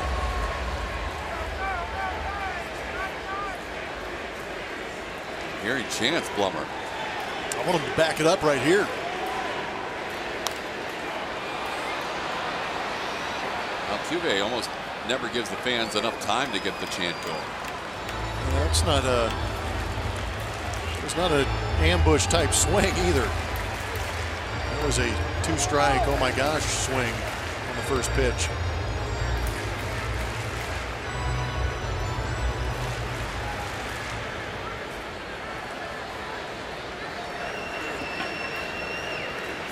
For a guy that hits 347, he can sell out and chase a pitch well out of the zone. He does it, and his hitting coach goes, "Hey, way to stay alive." I do it. I'm getting a talking to in a 2-hour session in the cage. He can take hitters' pitches and turn them into hits better than pretty much anybody in baseball right now. And who knows, he may be smart enough to be trying to set the pitcher up. Altuve down 0-2. Doesn't chase there. It's 1-2. Jose with a 7.7 offensive WAR number this year. Wow. Last year it was at 7.8. Those are the 3rd and 4th highest offensive WAR numbers for an individual in Astros franchise history. 4th? 3rd and 4th. This is 4th. 1994 Baggy? Yeah, Baggy was 7.6, right behind him. Bagwell's in the top 5 with 7.6 in 94 and 7.5 in 96. Jimmy Wynn had the highest offensive WAR season in 1969. 8.5, and Cesar Cedeno in 72 at 8. Woo. Outside, it's a full count.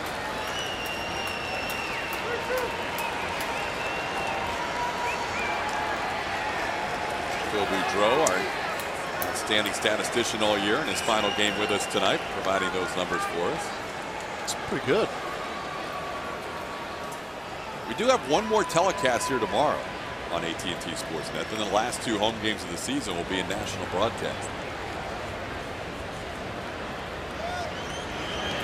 Swing and a miss. Pelfrey got him. A little slider there to get him swinging for the second out. The Houston Astros have set up a website so that all fans can help raise much needed funds for Hurricane Harvey relief. Visit ucaring.com/Astros Harvey to donate today.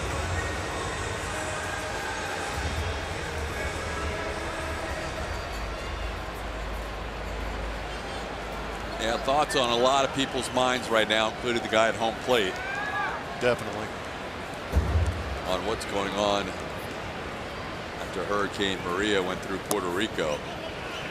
Carlos Beltran obviously impacted. Juan Centeno. Alex Cora, Alex Cintron.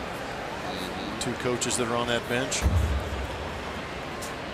Still not a whole lot of communication coming out of Puerto Rico. Strike called. It's 1-1.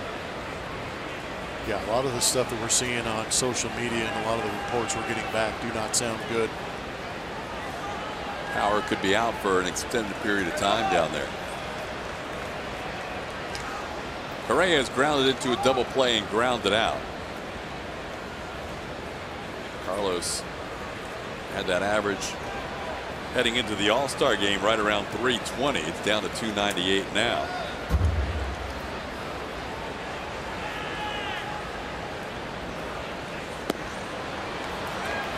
Curveball, swings and misses, 1-2.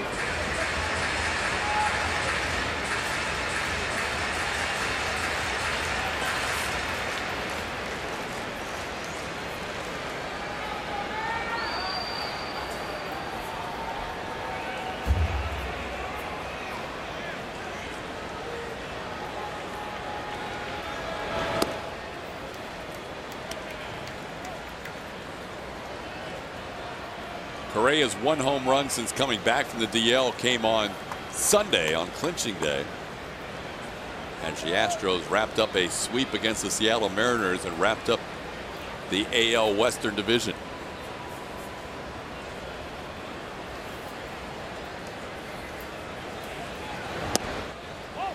Just missed. The count's full. Pelfrey thought he had a called 3rd strike.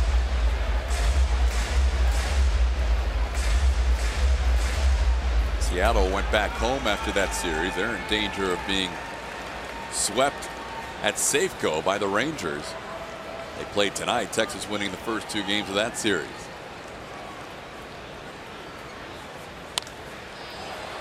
Pop foul, heading towards the Astros dugout. Minnesota winning 12-1 tonight in Detroit. One thing kind of became clear though in recent series, both Minnesota playing against the Yankees at Yankee Stadium and the Angels playing against Cleveland at home at Angel Stadium, is the teams vying for that second wild card spot. There seems to be a gap between the top 4 teams and then teams 5, 6, 7, 8 all going for that last spot in the postseason. A severe gap. That second wild card spot is going to be a 500 team, it seems like, coming out of the American League. But it's been a grind for those guys trying to fight for that number 2 spot. Nasty breaking ball there. Dropped in the hook on Carlos Correa for a called 3rd strike. We're through 6 in a 2-1 game.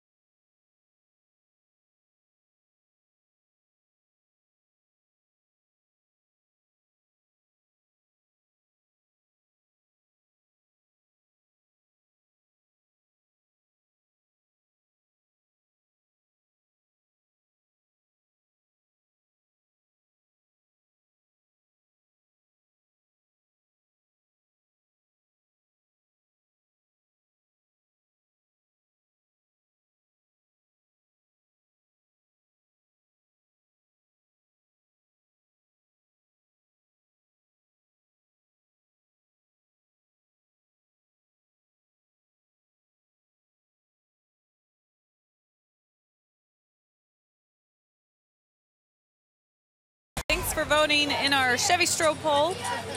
Remember to follow us at AT Sportsnet SW. If you didn't get a chance, who's your Astros defensive infielder of the year?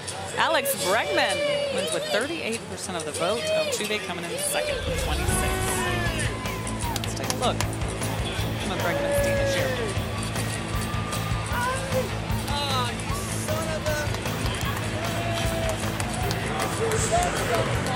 He's been extremely good over there at the hot corner. We also saw him move to shortstop when Carlos went on the DL. I actually thought that helped him become that much better down the stretch here for the Houston Astros at third base.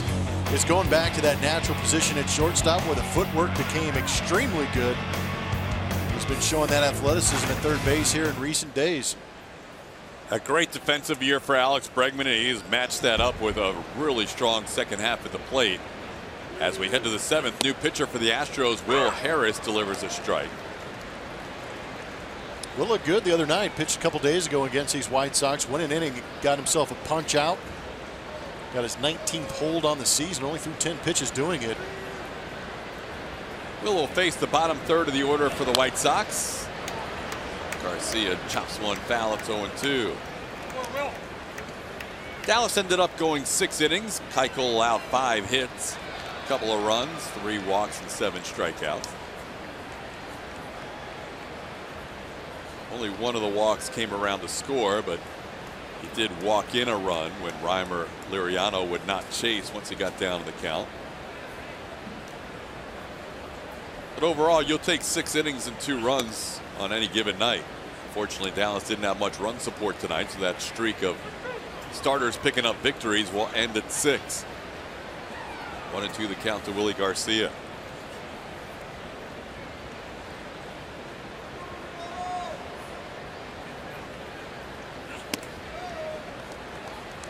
Two.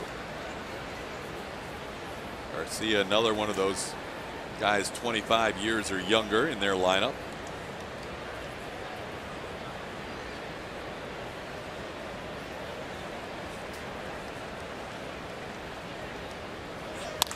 On the ground, Correa deep in the hole, plants, throws a strike. What an arm. 1 out.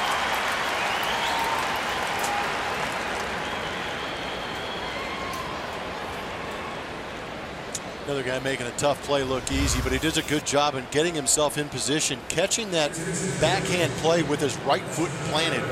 What that does is it opens his front side up so he can see the baseball into the glove, but it also puts him on that right side to create a very strong throw. It was fundamentally sound. Saw the messages on Carlos's hat. Pray for Puerto Rico and pray for Mexico. They have dealt with the recent earthquake. Nicky Delmonico's the pinch hitter. And Alex Bregman makes the play. Delmonico pinch hitting for Reimer Liriano, and there's 2 quick outs for Will Harris.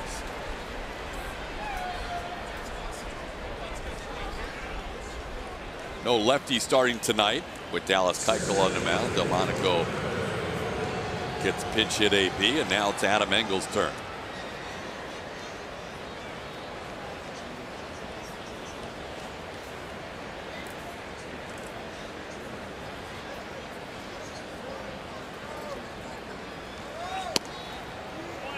Called strike to Engel, 0-1.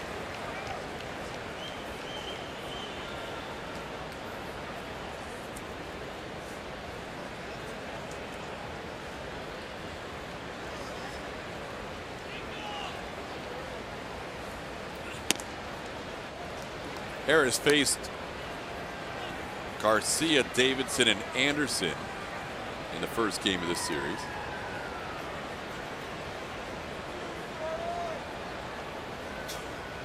Able to retire them in order. Now facing a different Garcia, Willie Garcia, Reimer Liriano, and Adam Engel. First time he faced Avisaíl Garcia.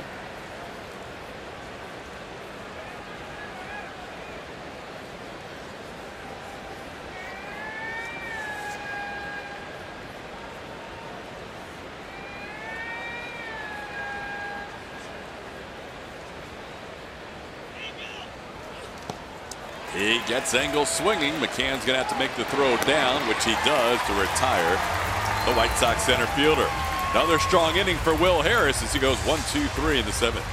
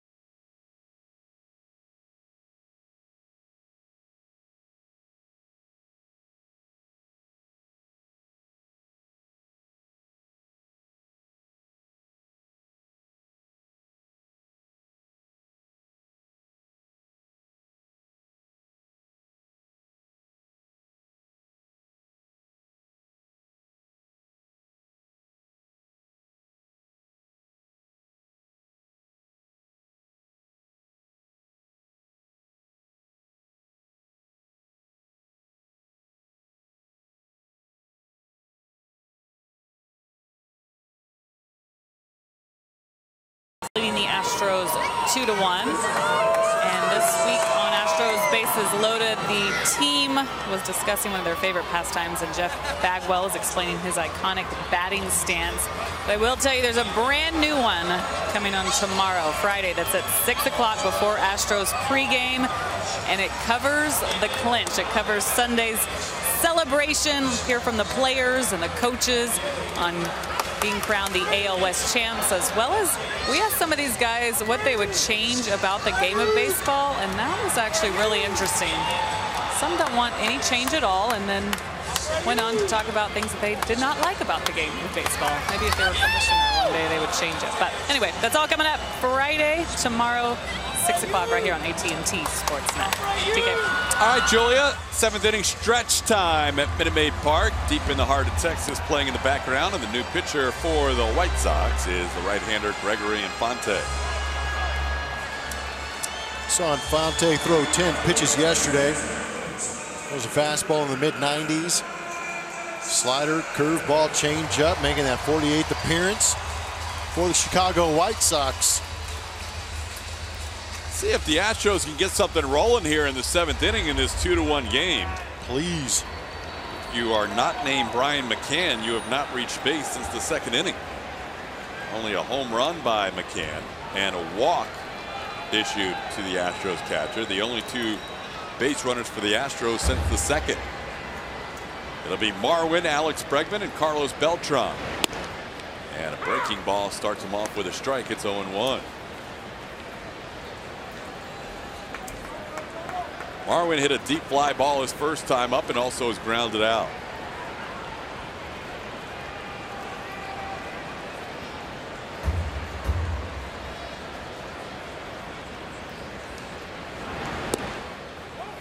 Misses the corner. It's 1-1.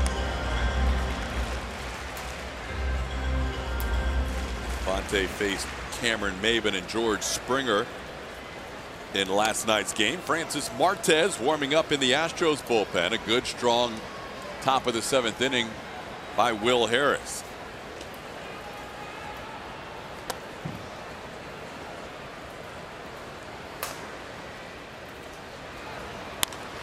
Marwin gets under this one. Didn't miss it by a whole lot, but he pops it to right where Garcia puts it away. Gonzalez is the first out of the 7th.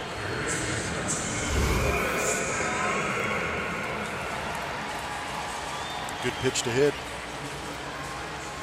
Marwin knew it. 13 out of 14 retired by this White Sox bullpen. Alex Bregman 1 for 2 with a single in the 2nd inning.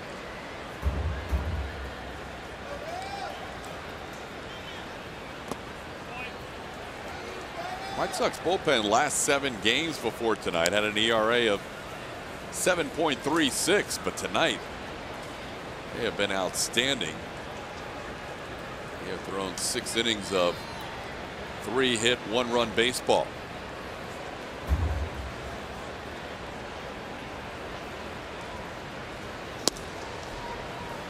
Pitch misses away to Alex. It's 2-0.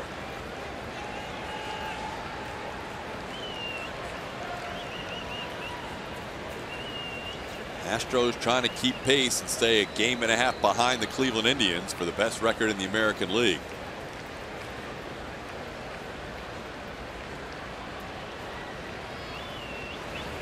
Hard to keep pace with a team that's 27-1 in their last 28 games.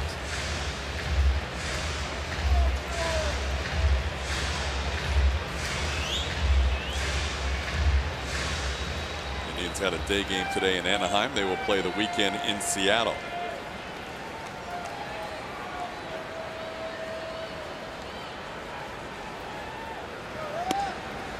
Inside, ball 4. Bregman draws a 4-pitch walk, and the Astros have the tying run on base.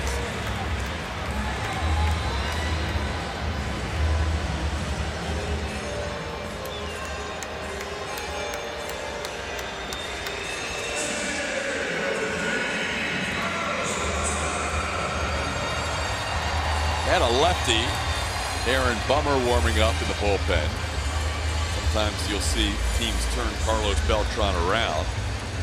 We're meeting at the mound right now.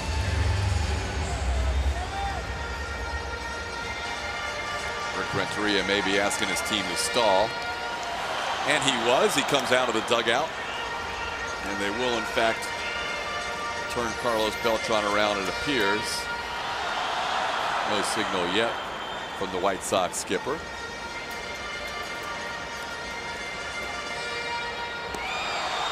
Tying run on base, Beltran due. Beltran has hit better this year as a left-hand hitter than a right-hand hitter, and they will go to the lefty. We'll come back and tell you about the new White Sox reliever after this.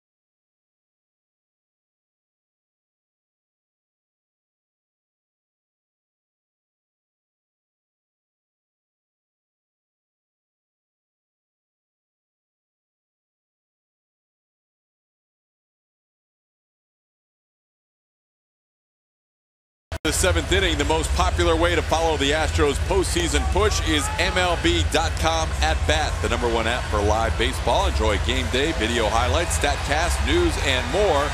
Download MLB.com at bat today. Astros finally have a base runner. They haven't had many since the second inning, as the new pitcher to face Carlos Beltran will be the lefty Aaron Bummer. Fastball, slider, change up from Aaron, averaging 93 miles an hour on that fastball. Pitched a couple of days ago here in Houston, went a third of an inning through 3 pitches. Lefty specialist turning the switch, hitting Carlos Beltran over to the right-hand side. Beltran with just one of his 14 home runs hitting right-handed this year. Astros would just take an extra base hit. Carlos coming into tonight tied on the all-time extra base hit list with Cal Ripken Jr. with 1,078. Tied for 24th in Major League Baseball history. Takes a pitch outside for ball 1. Carlos is flied out and grounded out. Batting right-hander for the first time tonight. One high in the air, but foul. 1-1 the count. Beltran will appear in his second postseason as an Astro. 13 years separating the appearances. He starred in the 2004 postseason and now getting a chance as the veteran in 2017.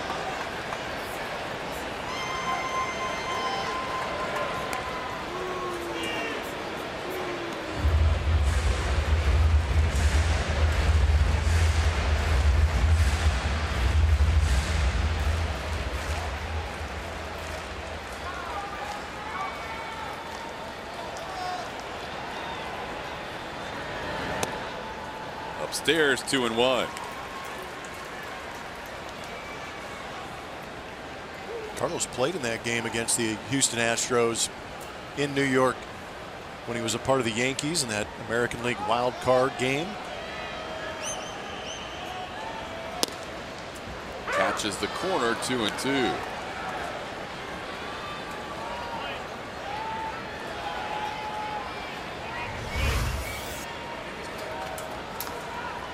No veteran love there. It's a tough zone. Need you to protect that pitch right off your kneecap. Carlos usually doesn't say much at the plate, but he was not happy with that 2-1 pitch that was called a strike. As a hitter, those pitches on the inside, you can watch them go, and you'll look down in between your arms. If you see space between the baseball and home plate, it usually tells you it's a ball.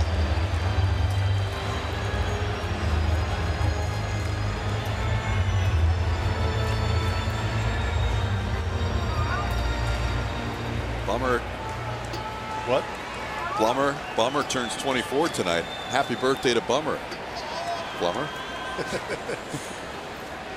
Sorry. Couldn't help it. Well, speed delivery there. Gets him on the slider. Strikeout for Aaron Bummer, and there's 2 away. A lot of birthdays in this series. Ken Giles last night. George Springer game 1. Aaron Bummer tonight. Tomorrow will be Carlos Correa's birthday. Here's Yuli Gurriel. To look back in history 9 months previous to this date or this week and see what was going on.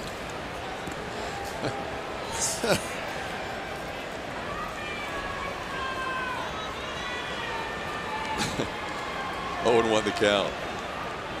On a shelter in place 9 months ago. Top foul, it's 0-2. Well, a little bit beyond New Year's Eve.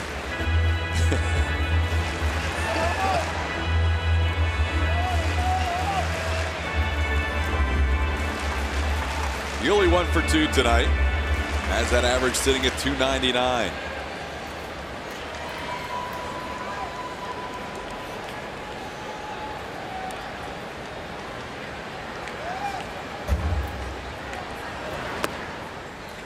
One and 2.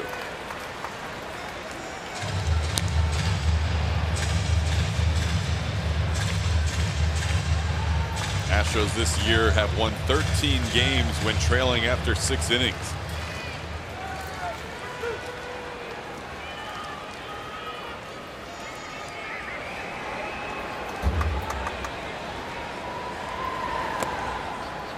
Really doesn't offer. It's 2-2.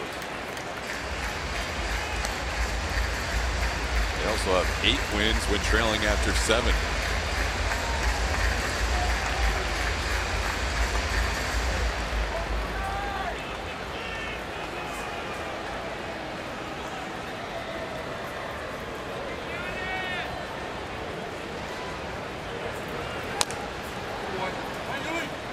Another good AB by Yuli, battling at 2-2. Yuli gets a majority of his ABs against right-handed pitching. He's hitting .313 against right-handed pitchers, only .261 against left-handed pitchers.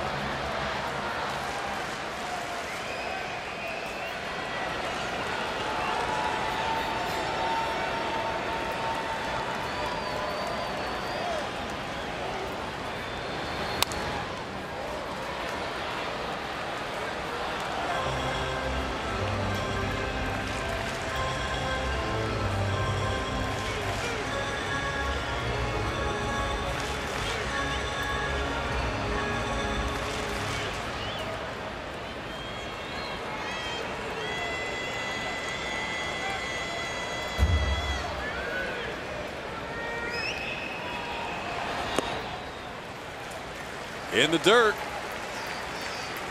Count has run full. Head start at first base for Alex Bregman. That was dangerous earlier in this game. Yeah, it was. You want to make real sure this left-handed pitcher's going home.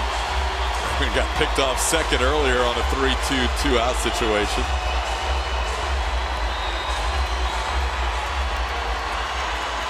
Meeting at the mound.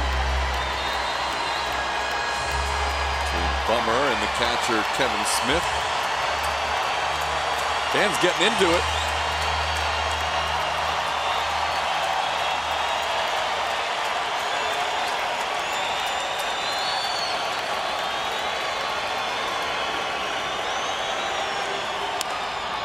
Yuli rips one into the crowd.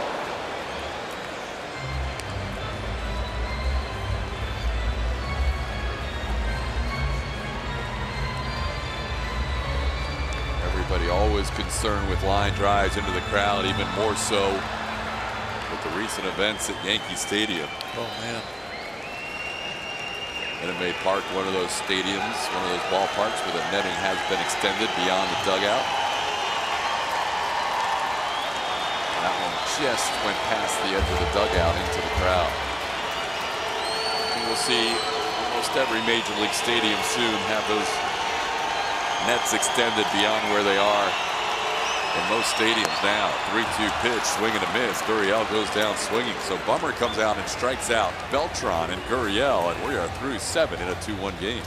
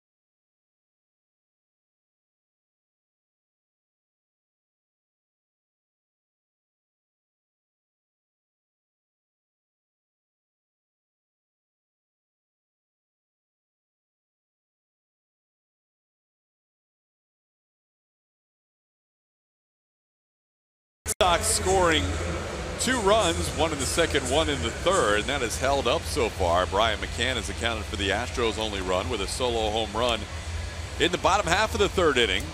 We head to the 8th, and Francis Martes will come on out of the bullpen. Numbers on Francis on the season, 5.84. Got roughed up last time out. Did not record an out. 4 hits, 4 earned runs. Also had a walk through 17 pitches, giving up those 4 earned runs for Frankie Tuesday, pitching on a Thursday. Good inning by Will Harris, a 1-2-3-7. Dallas Keuchel only allowed 1 hit in his last 3 2/3 innings. Actually, in his last 4 innings, he faced the minimum after allowing that walk to Avisail Garcia. Then he got a double play that scored the run that made it 2-0. The rest of the way, only 1 more hit. So not many threats for either side since the early part of this game. Martes will face Tim Anderson, Yoan Moncada, and Jose Abreu. Starts him off with a fastball for a strike at 95. Anderson 0 for 3 tonight. Grounding out, striking out, and lining out to left.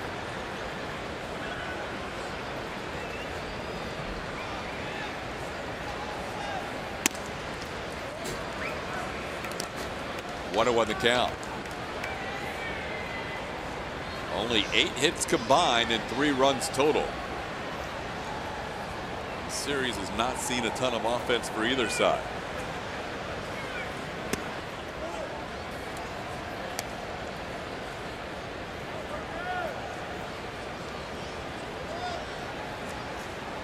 Four runs combined on Tuesday, 7 runs combined last night.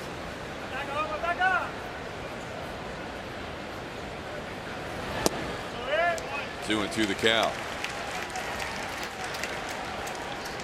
Oh, Martes knows the deal. He knows there's probably just 1 spot available in that bullpen for the postseason. We showed you the 6 that we think are pretty much locks to pitch in October. That final spot could be Martez, could be one of the starters that's not part of the rotation for the playoffs. Francis had a tough outing last time. Like to have a nice bounce back performance here.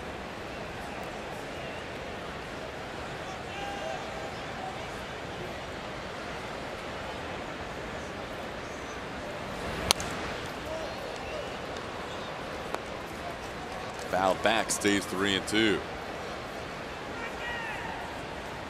Saw Ramin Gutwan have one of those bounce back outings.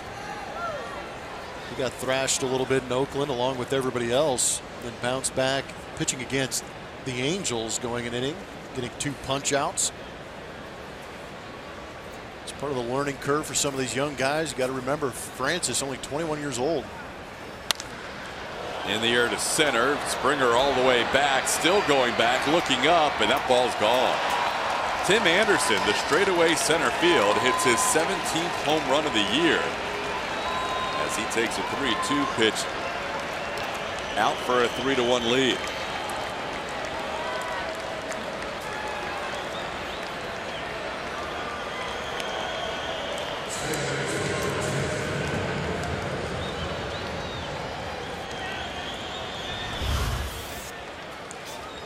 Good pitch to hit. It's down out over the plate. Credit Tim Anderson for going down and getting it.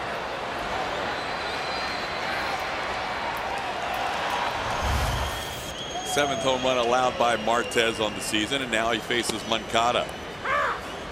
Called strike.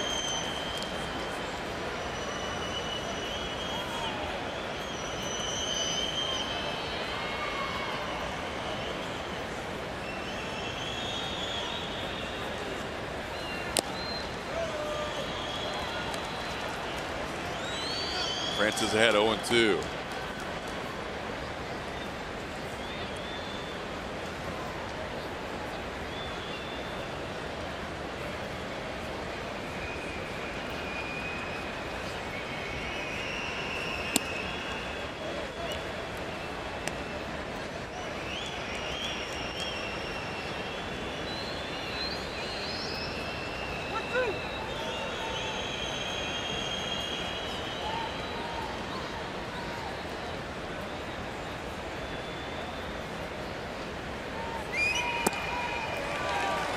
Foul tip caught by McCann. That's the strikeout for Francis Martez. Mentioned his age, his strikeout rate at his age, the best in franchise history, other than J.R. Richard in 1971. Now it's time for our unlimited baseball break presented by T-Mobile. Through August 25th, the Dodgers were by far the best team in baseball. Things have changed since. Play well enough to make up 18 games in 3 weeks. It's pretty incredible. It's hard to believe, but the two teams have gone in absolute opposite directions. Dodgers salvaging a game today in that 4-game series in Philly, while Cleveland completed the sweep against the Angels in Anaheim.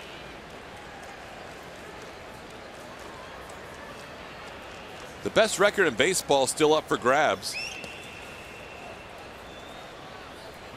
Dodgers 97-56. The Indians 1 game back at 96-57. The Astros need a comeback tonight to win their 94th of the year. Then you've got the Washington Nationals, who have 92 wins.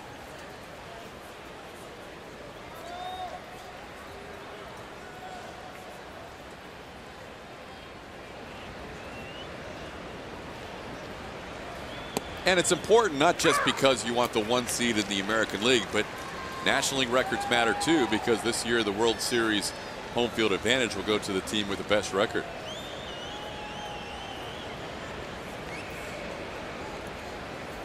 Right now, if it was Nationals and Astros in the battle of the ballpark of the Palm Beaches, the Astros would be the host team. But if it was Astros-Dodgers, the Dodgers would have home field advantage. As it sits right now, plenty of baseball left tonight, plus another 10 games. 3-1 the count to Jose Abreu.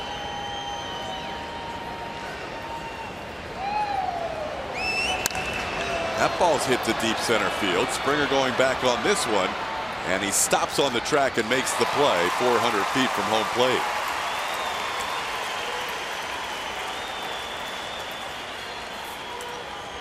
Abreu allowed out for the second out of the inning.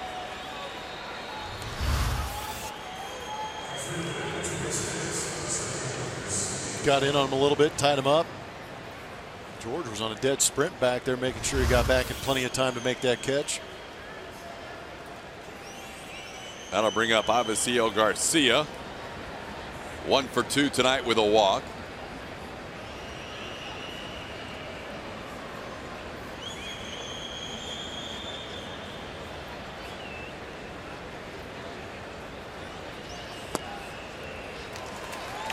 Swing and a miss. It's 0-1. 24,283 tonight. Watching the finale of this White Sox-Astros series. No more AL Central teams on the schedule for Houston. Thank goodness. Ground ball slowly hit to Correa. And Garcia, who can get down the line, thrown out by Estrada. So an opening home run by Tim Anderson makes it a 3-1 game.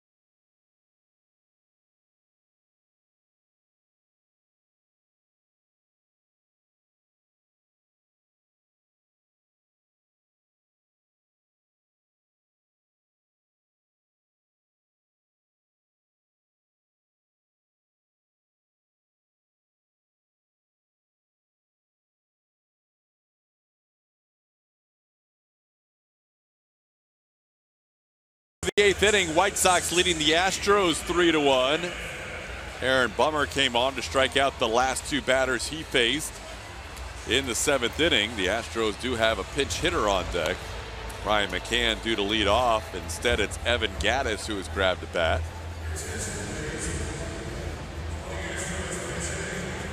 We'll see if that means Rick Renteria will change pitchers. And yes, here he comes.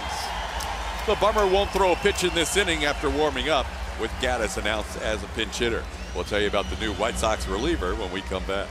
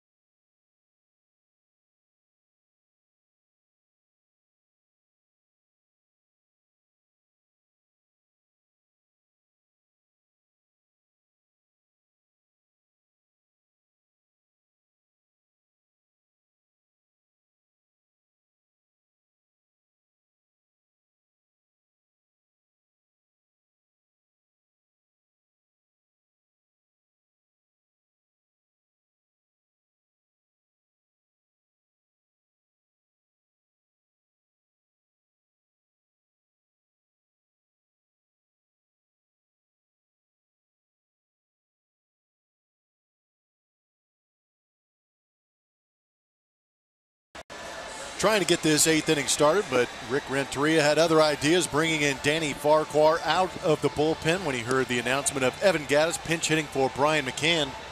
Danny Farquhar on the season between Tampa and the Chicago White Sox has 48 appearances, thrown in 45 2/3 innings. He is also an ex-Seattle Mariner, so these Astros have seen him before. Comes at you with a fastball, 93 miles an hour, backs it up with a changeup and a curveball. Seen him in this series. Through an inning, gave up 1 hit, 1 earned run. So far, the Johnny Holstaff day has worked out for Rick Renteria. He has gone to his bullpen extensively after Chris Volstad pitched 4 innings of baseball. He has since used 5 other relievers since the 5th. Evan Gattis taking a pitch for a ball. It's 1-0. Gattis pinch hitting for Brian McCann. And then back to the top of the order. Astros down 2 in the bottom half of the 8th.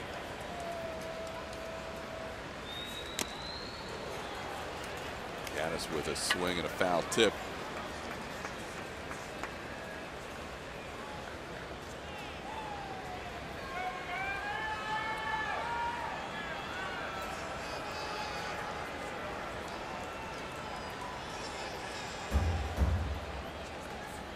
Gattis has done well this year as a pinch hitter.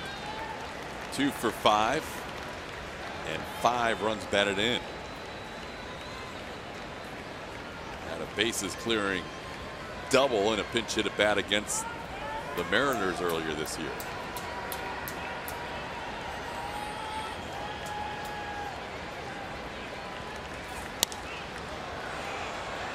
Mariners are down 2-0 in their game to Texas early as they play in the 3rd. If the Rangers win, they not only sweep the Mariners, they get back to 500.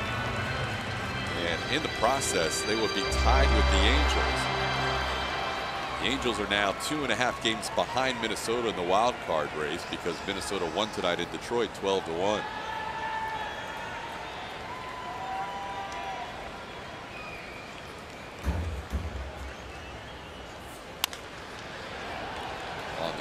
Foul.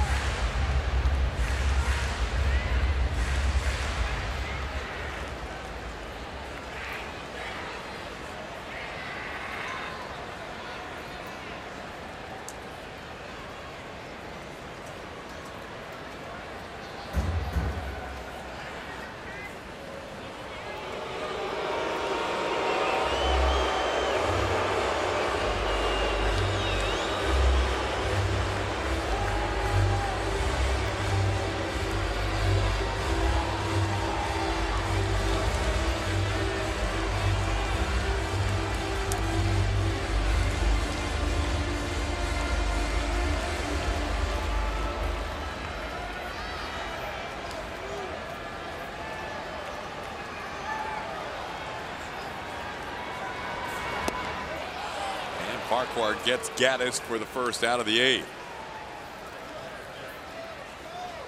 3 straight strikeouts for White Sox pitching. Beltran and Gurriel to end the 7th, and now Gattis to start the 8th. Back to the top of the order, George Springer looking for his first hit of the night. George just 1 for 11 in this series.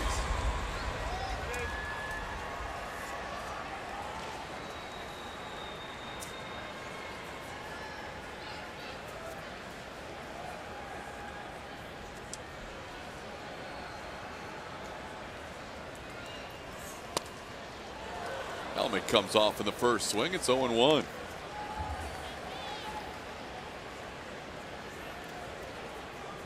George looking for his first hit against Farquhar. He's 0 for 7. Has walked 3 times. On the ground towards short. Anderson. And there's 2 away. Hasn't been the best night for George. All 4 of his outs coming on the ground ball. An amazing and shocking turn of events. Rick Renteria has somebody up in the bullpen. George has been an equal opportunity ground ball guy today, though. Each person on the infield has made the rounds. Yeah. First, short, second, third. Here's Josh Reddick. It's not like many of the Astros have done much tonight. Just 2 walks since the Brian McCann home run to lead off the third. The Astros have 3 hits on the night. Against almost everybody the White Sox have to offer. Volstad for 4. Chase Fry pitched to 1 batter, did not record an out. Mike Pelfrey got 4 outs. Gregory Infante got an out. Aaron Bummer got a couple of outs, and now Danny Farquhar has the first 2 outs of the 8th inning. Yeah, it's the baseball. 2-0 the count. Well, Josh Reddick, maybe his last shot to keep his home hitting streak alive. That's on the corner. It's 2-1. Josh already has a career high in hits and extra base hits. 149 hits and 50 extra base hits. Now it's 3-1.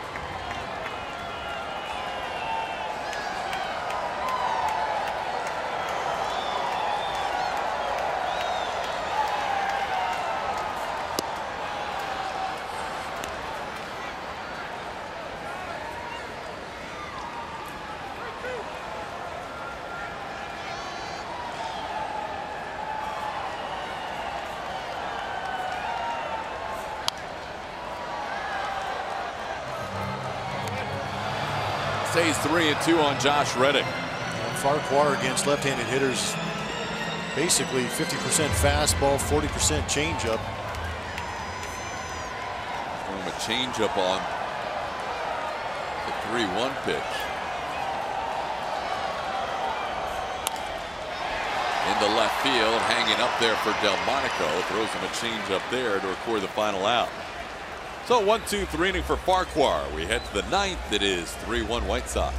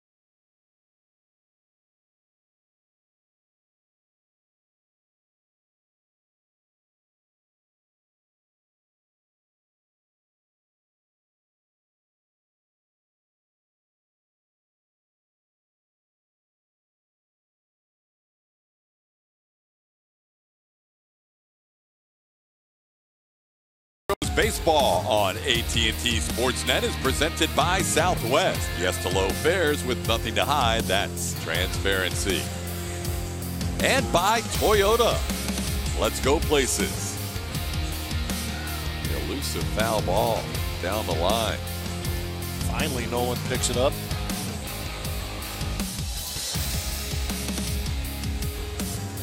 3-1 game. Not a lot of offense for either side. Taking over for the Astros here in the ninth is a guy who pitched against the Astros as a member of the White Sox earlier this year, Tyler Clippard. Yeah, Tyler, one of those guys throughout the big leagues who could find himself pitching against one of his former teams quite a bit. 63rd appearance on the season. Last time we saw him was out in Anaheim, which is close to LA, against the Angels. Threw 8 pitches, gave up a pitch that went into the bullpen off Justin Upton's bat. Facing his former team, Kevin Smith, Tyler Saladino, and Willie Garcia in the ninth. When the White Sox swept the Astros up at Guaranteed Rate Field in Chicago, Clippard picked up a save in one of those games, and he was the only White Sox pitcher on that roster that had a save at that point. They had made moves at the deadline, traded away their closers, and then Clippard ended up being moved to the Astros. Now they have a guy, Juan Minaya, who has 4 saves, and that's who we'll see in the 9th inning of this game. But Clippard showed up with 1 save as a Yankee, ended up getting a save or 2 with the White Sox, and then came to Houston and picked up a save for his 3rd team this year. Ahead of his former battery mate Kevin Smith, 1 and 2.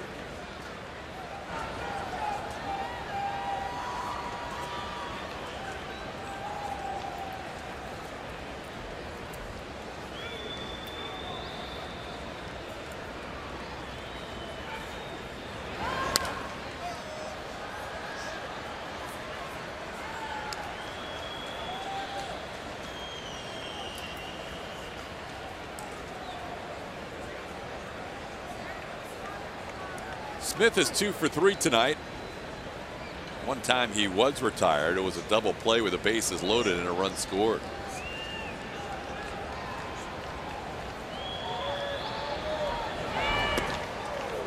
Up and in on that changeup. It's 2 and 2.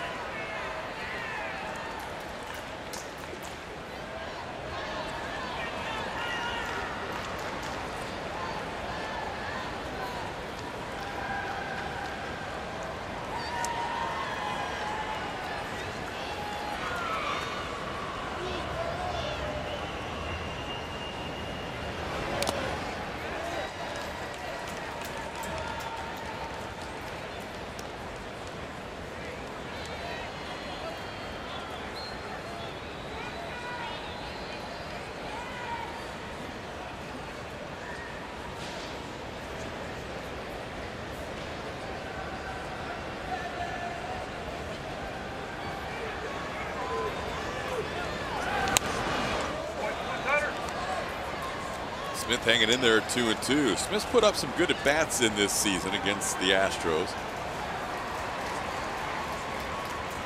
And he's hit overall over .310 in his last 57 games.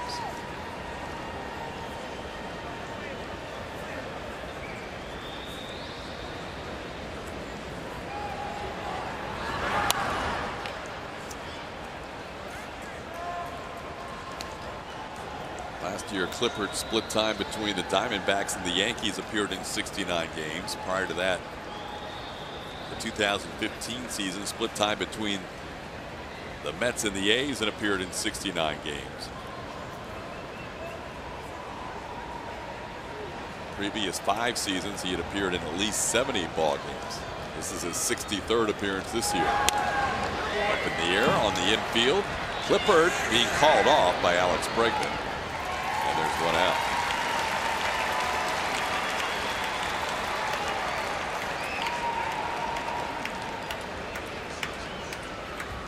Gilmer Sanchez will bat for Tyler Saladino.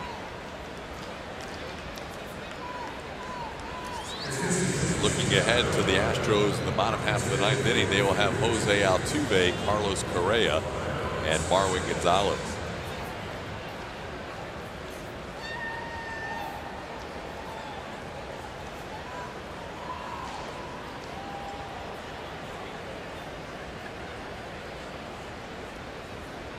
Clippard had appeared in 40 games as a Yankee and 11 each for the Astros and the White Sox before tonight.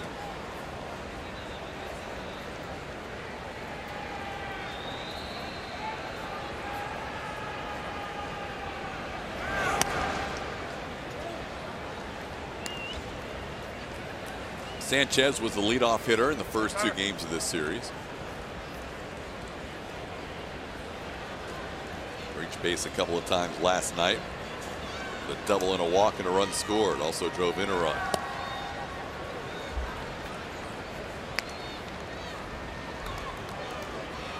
We mentioned this is the last game the Astros will play against the AL Central, and that is good news. They have not fared well against this division.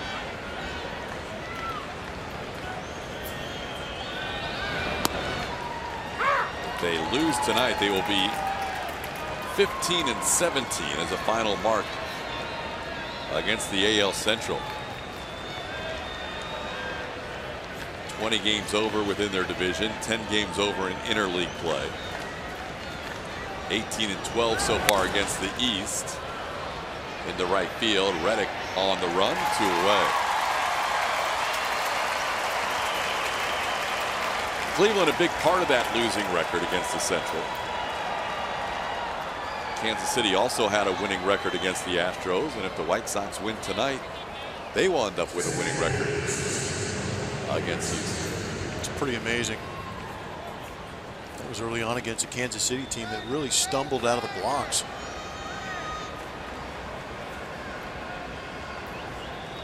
Kansas City never quite got all the way back there. They are still looking at the wild card picture, but running out of time.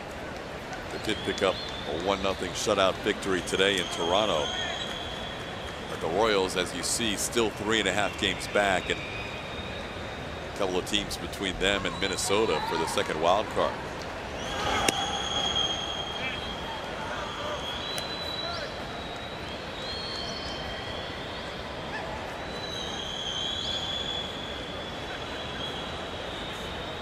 Willie Garcia 1 for 3 in his second start coming back from the DL.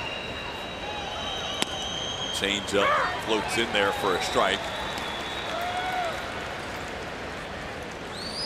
6 innings for Dallas Keuchel, allowed 2 runs on 5 hits, an inning for Will Harris, a perfect 7. Leadoff home run allowed by Francis Martes. Then he retired the next 3, and now Clippard getting the first 2 and a 2-2 count on Garcia.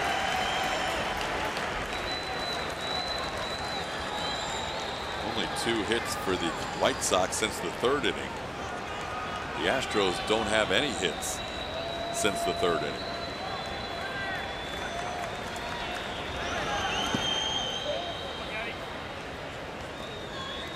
Three and 2 the count.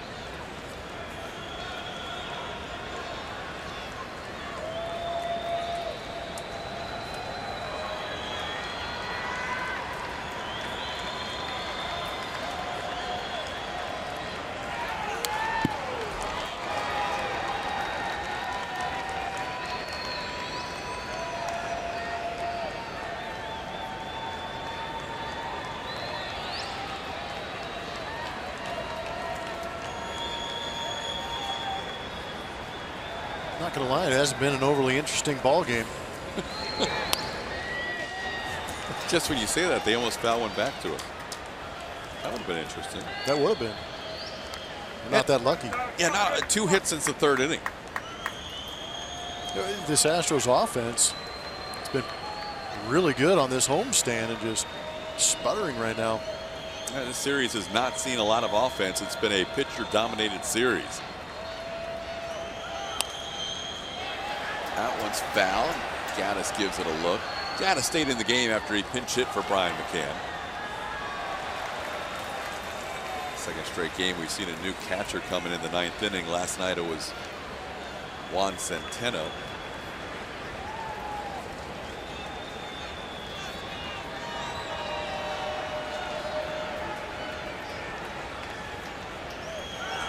There is a strikeout. Foul tip caught by Evan Gaddis.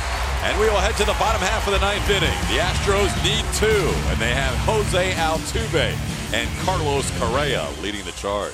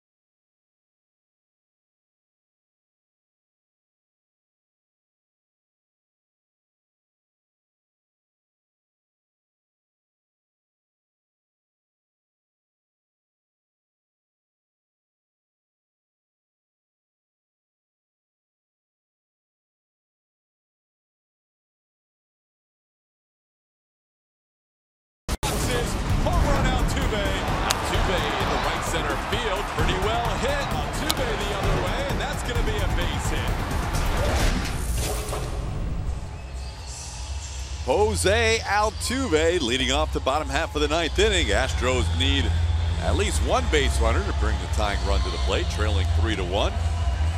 Looking for their first hit since the Brian McCann home run to lead off the third inning. And they'll face another reliever for the Chicago White Sox, their closer now, Juan Minaya. 35 games for Juan Minaya. Now working out of that closing situation for Rick Renteria. Saw him yesterday going inning, had a punch out.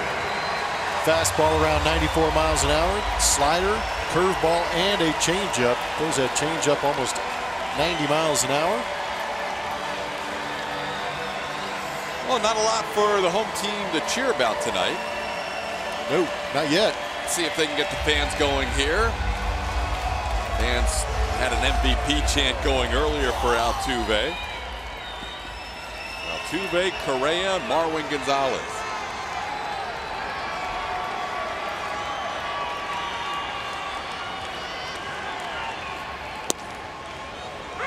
Called strike to start the at-bat. Altuve walked his first time up and has struck out a couple of times.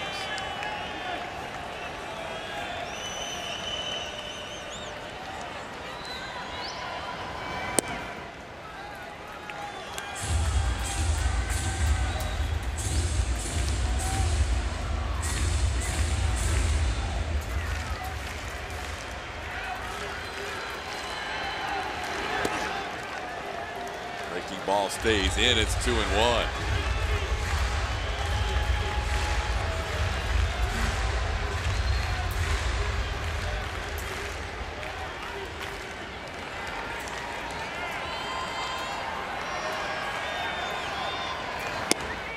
Upstairs, 3-1. Minaya does walk one every 2 innings. And the Astros wouldn't mind seeing a leadoff base runner here.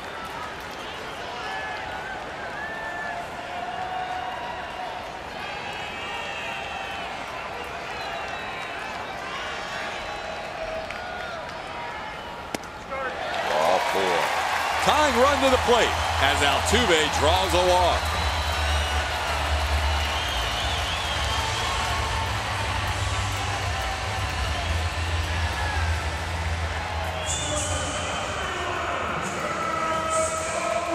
Now with one swing of the bat, Carlos Correa can tie this game up.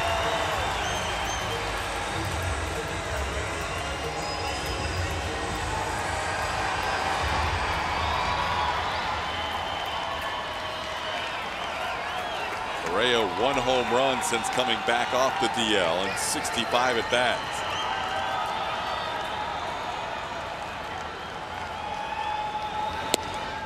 Takes a strike. Fastball at 94.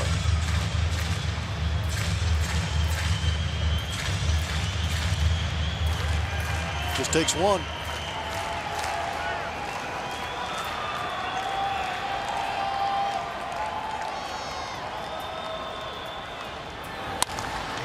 On the hands, Anderson charges, flips to second, one. Safe at first is Correa. They get Altuve, but Correa beat the relay throw. Tim Anderson really didn't put himself in a good position to make that flip a little bit easier for Moncada to turn. Kind of rushed it by charging through it, and that was a tough flip.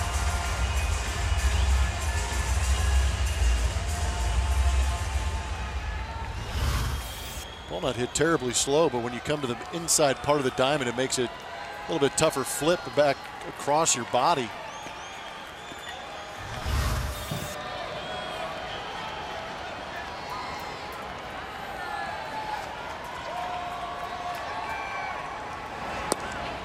Marlin takes a strike.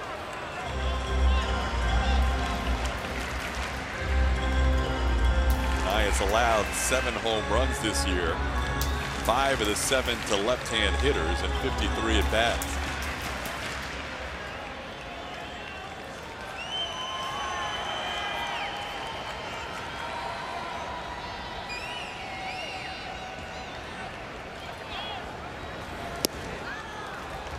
Ahead of Gonzalez, 0-2. Good changeup. Bottom dropped out of it.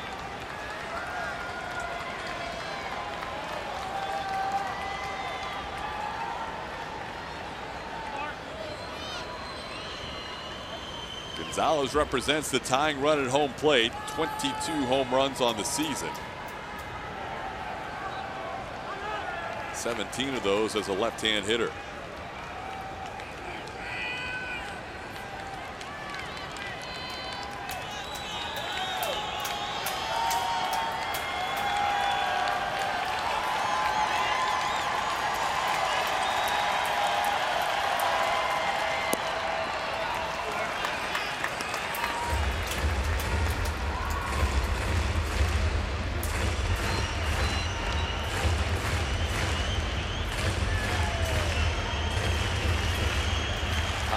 In the Astros lineup tonight are 0 for 16. Altuve drew a couple of walks. Reddick drew a walk. But no hits in the first 5 hitters. And that continues as Marwin goes down swinging. 2 outs in the 9th. And the Astros down to their final shot. His changeup, that pitch action a little more like a split from Anaya. Getting a punch out of Marwin. It'll be up to Alex Bregman to keep this thing alive. He has singled and walked 1 for 2. Bregman single in the second, a Yuli Gurriel single in the second, and a Brian McCann home run in the third. The only 3 hits for the Astros tonight. Carson Fulmer started this game, lasted 3 batters, and the White Sox trying to get 8 2/3 innings out of their bullpen. 7th reliever used by Rick Renteria.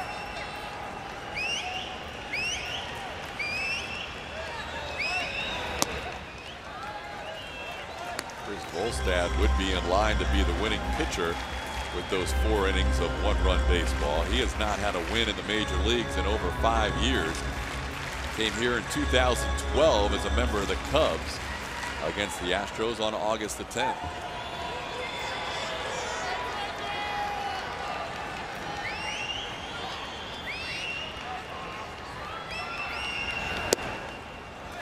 Two and 1 to Bregman. He gets on. Carlos Beltran waits on deck.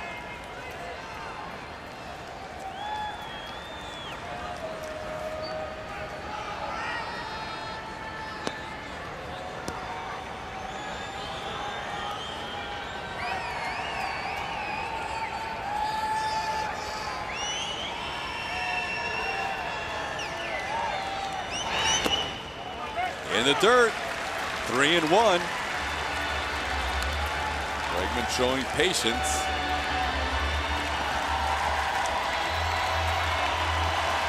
Bregman has faced Manaea 1 other time in his career.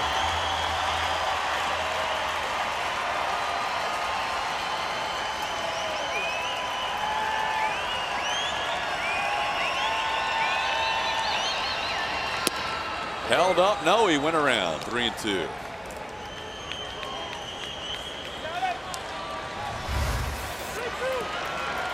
Good call. Getting ready to rage on that fastball. Saw a slider and couldn't hold up.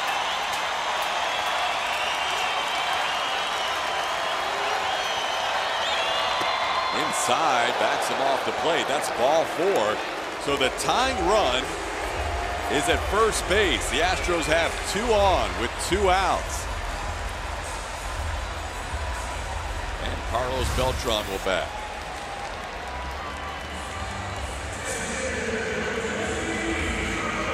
Lucky that pitch was a slider coming right for his nose. Earlier in this game, Beltran's Yankees teammate Brian McCann hit his 15th home run of the year. Beltran is sitting at 14 home runs. There is no one warming up in the bullpen, so this is simply a visit from the pitching coach. Don Cooper going out to chat with his closer. Longtime pitching coach Don Cooper for the Chicago White Sox. The fans were not yelling "coo." Yeah, they changed that C for another letter. Maybe the previous one in the alphabet. Beltran has never faced Manaea before. Carlos looking for his first hit tonight. He's 0 for 3. 13 of his 14 home runs are left-handed this year.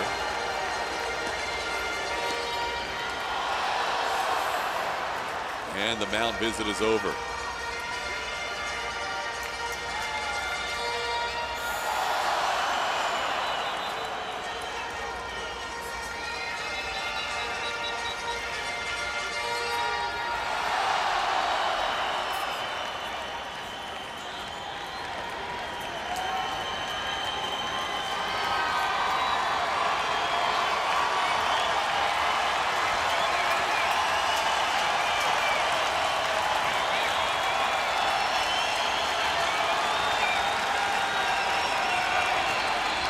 Outside, ball 1.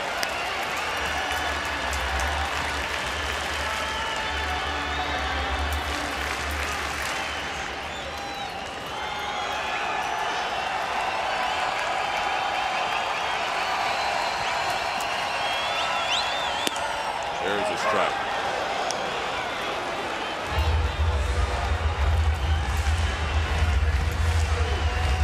Carlos 435 career home runs. 6 of them have resulted in walk-off victories. 2-1.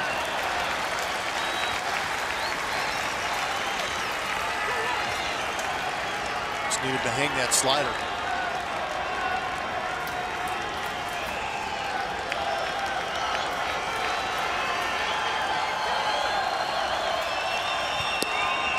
Misses the corner. It's 3-1. I'm not sure what he's wishing for right there. That was a good foot outside. Yuli Gurriel waits on deck if Beltran reaches. Carlos could get a pitch to drive here. How's it back?